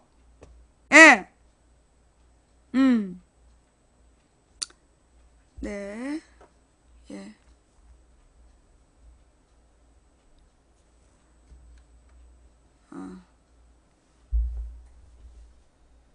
내부자의 고발자가 이제 몰려. 내부자의 고발자가 뭘 보여줬어? 이 서류? 그러니까 이게 보니까 2012년부터 문제가 됐던 거더만. 예. 이게 2012년부터 문제가 돼가지고 아까 그 회의록이 나온 거야. 예. 이거 회의록은 뭐냐면 이제 무슨 얘기냐? 2011년 이제 5월 달에 회의를 했어. 근데 여기 보면 단과대학의 의견을 존중할 필요가 있다는 의견이 있었으나 해당 후보자들을 정년보장 교수로 추천할 경우 정년보장 교원 임용심사위원회와 심사기준에 대한 내부적인 비판과 서울대학교의 교수 정년보장 심사기준에 대한 대외적인 논란이 발생할 가능성이 높으므로 보다 신중한 검토가 필요하다는 의견이 있음. 예. 한마디로 이제 이미 11년부터 이런 내부적으로 문제가 있다라는 문제 제기가 있었다라는 회의록인 거고, 그리고 이제 지금 발견된 서류는 채용 계획이 수립되기 한 달 전에 서류가 준비됐다는 얘기고, 예,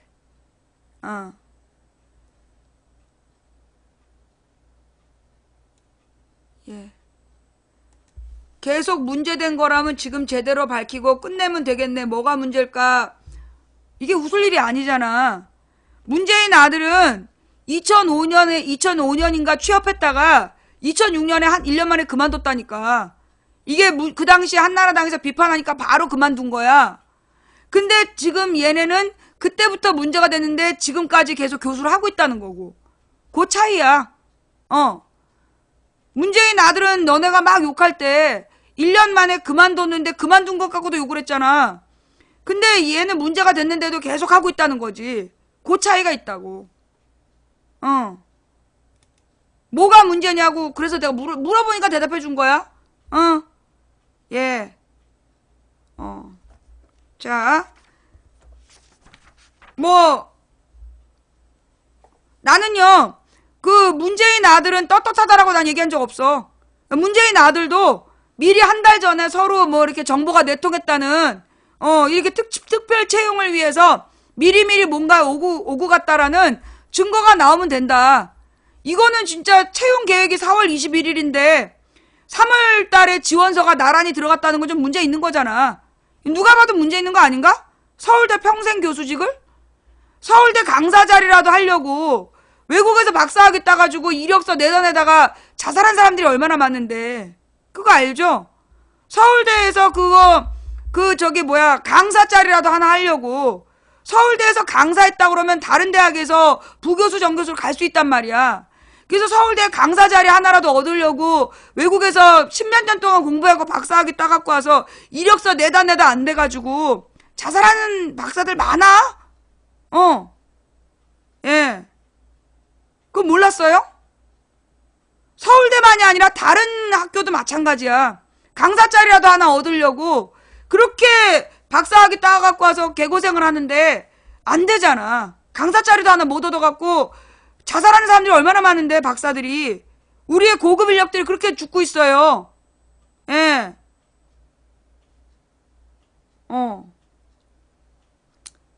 네. 자. 근데 뭐 이거 우연히 그랬겠지. 그죠? 예, 우연히 그랬겠지. 설마 뭐 미리 알았겠어? 서울대 교수 채용 계획이 4월 21일에 수립됐는데 우연히 4월 4일, 3월 30일에 지원서를 냈겠지. 설마 막 이렇게 그 국립대학을 이명박이 막 이렇게 손대가지고 막 이렇게 해주고 그랬겠어? 미리 뭐 원서 써라 뭐. 에이, 설마 그랬겠어. 예. 네.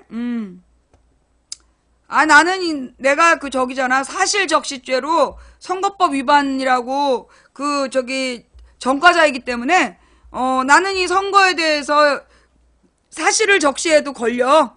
나 신문 기사만 읽는 거야. 예.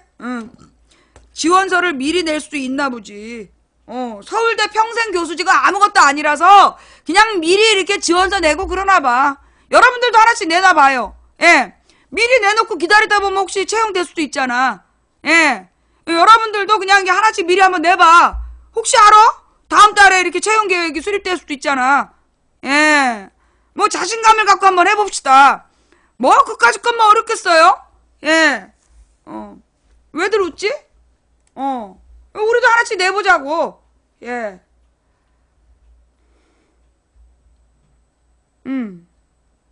예. 자, 오늘 이야기는 여기까지 할게요. 그리고 이 문재인 아들 말이야. 예. 아니 그 문재인 아들도 특혜 채용이 됐다면, 아니 지금 누구는 십몇 년씩 버티는데 왜 1년 만에 그만두는 거야? 그만두니까 지금 서류를 다 없앤 거 아니야. 그만두지 말고 버텼어야지. 그래야 그 직원 서류가 보관되는 거 아니야. 왜 그만뒀어? 이 그만둔 배경에 문제가 있는 것 같아. 왜 웃지? 하여튼 너 그 문재인 아들 너 문제 있는 것 같아. 그 1년 전에 미리, 아니면 1년 전이야, 한 달 전에 미리 너 정보를 받은 그런 거 아니야? 이 서류를 떼봅시다. 예. 이거 혹시 알아요? 그러니까 이게 지금 이 차이가 뭐냐 하면요, 여러분. 예. 가령 여러분이 대학교 다니면서 그 이력서를 내. 그럼 그때 여러분은 졸업장을 냅니까? 졸업 예정이라고 냅니까? 여러분이 이제 취업 준비를 하는데 졸업하기 전에 이력서를 낼 때 졸업증명서를 내요? 졸업증명서는 나중에 내는 거잖아. 그치? 졸업 예정이라고 얘기하는 거죠? 근데 이제 졸업하기 전에 그 취업이 된 게 문제였던 거 아니야. 그리고 졸업장이 안 들어갔다라고 지금 막 문제가 된 거 아니에요? 제가 잘못 알고 있나요? 예. 일단 졸업을 아직 안 한 상태에선 졸업장을 낼 수가 없어. 그치? 그 다음 또 하나. 이게 이제 이 퇴사한 직원의 퇴사한 직원에 대한 서류를 모든 회사가 10년이 넘게 보관하나요? 내가 몰라서 그래. 이 공기업은 퇴사한 직원의 지원서를 10년이 넘게 보관하나요? 5년 동안 보관한다. 그러니까 이게 문재인 아들이 왜 그만뒀어? 이게 한 10년은 아니 이게 한 지금으로부터 5년 전 이전까지는 다녔어야지. 그래야 이게 보관이 되는 거 아니야. 왜 1년 만에 그만뒀어? 이런 이게 의도가 있네. 이게 나중에 아버지가 대통령 될 때 대비해서 대통령 후보 나올 때 대비해서 미리 사퇴해가지고 지원서를 다 지운 거 아니야? 이 증거를 인멸하려고 1년 만에 사퇴한 거 아니야? 이 누구 부인처럼 끝까지 버텼으면 이게 사료가 남아있는데.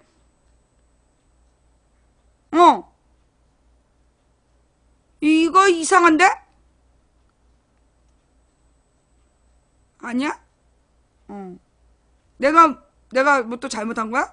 나 또 문재인, 저기 2012년에도 문재인 캠프에서 고소당했어. 캠프가 아니라 문재인 캠프에 있는 어떤 사람한테 고소당했어. 또 고소당할라. 이번 또 문재인 아들한테 고소당하지 않으면 그만해야 되겠다. 예. 그니까 왜 그만두고 그래. 버텼어야지. 이게 그만뒀기 때문에 지금 이게 서류가 안 남은 거 아니야? 아주 의도가 아주 불쏘래요. 왜 1년 만에 그만두고 그래? 이 증거를 인멸하려고 미리 그만둔 거 아니야? 증거를 인멸하려고 지금 12년 전에 그만둔 거 아니냐고. 예.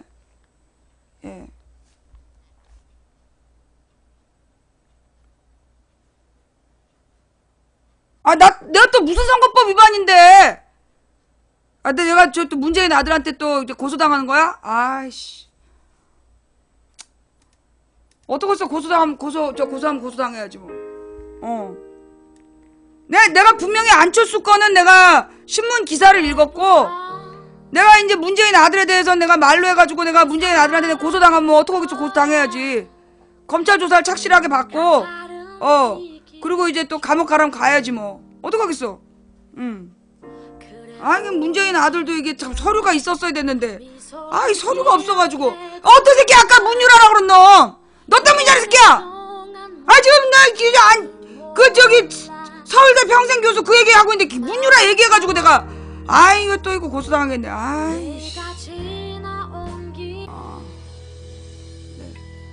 박지원이 언제 제정신으로 얘기하는 거 봤어? 항상 흥설수설이지.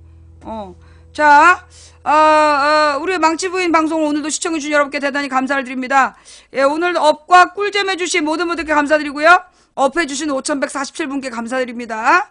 그리고 꿀잼 해주신 모든 분들께 감사드리고요. 오늘 업도 꿀잼도 안 하고 튄 인간들아, 너희들은 오늘 밤에 난처한 일을 겪을지어다. 후원해주신 모든 분들께 감사드립니다.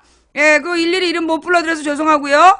예, 그럼에도 불구하고 후원해주신 분들 덕분에, 예, 아니야, 그게 아니라 참, 이름 안 불러줘서, 후원하고 싶지 않으면 안 해도 됩니다. 예, 그럼에도 불구하고 후원해주신 분들 덕분에 오늘도, 망치부인이 방송을 당당히 할 수 있었다는 거, 후원 못해서 미안하다 이런 얘기 하지 마세요. 생방송 처음부터 끝까지 지켜준 여러분이 진정한, 후원자입니다.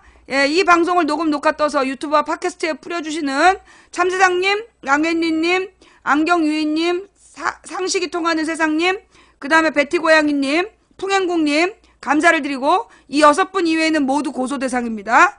예, 망치부인이었고요.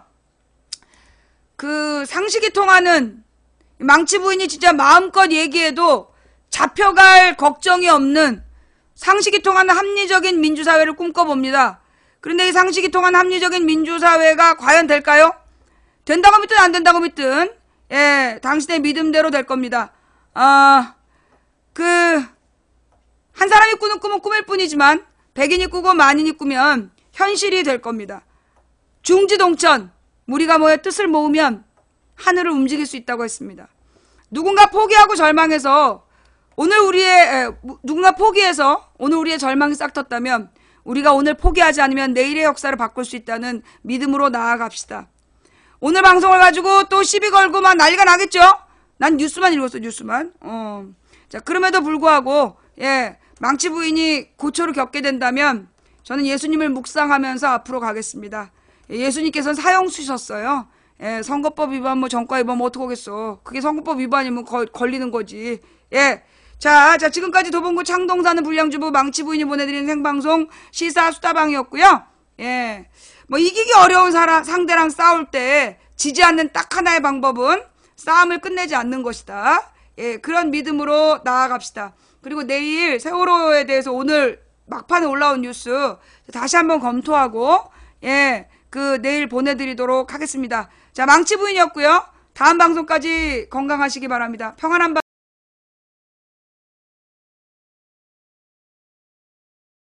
밤 되세요. 고맙습니다.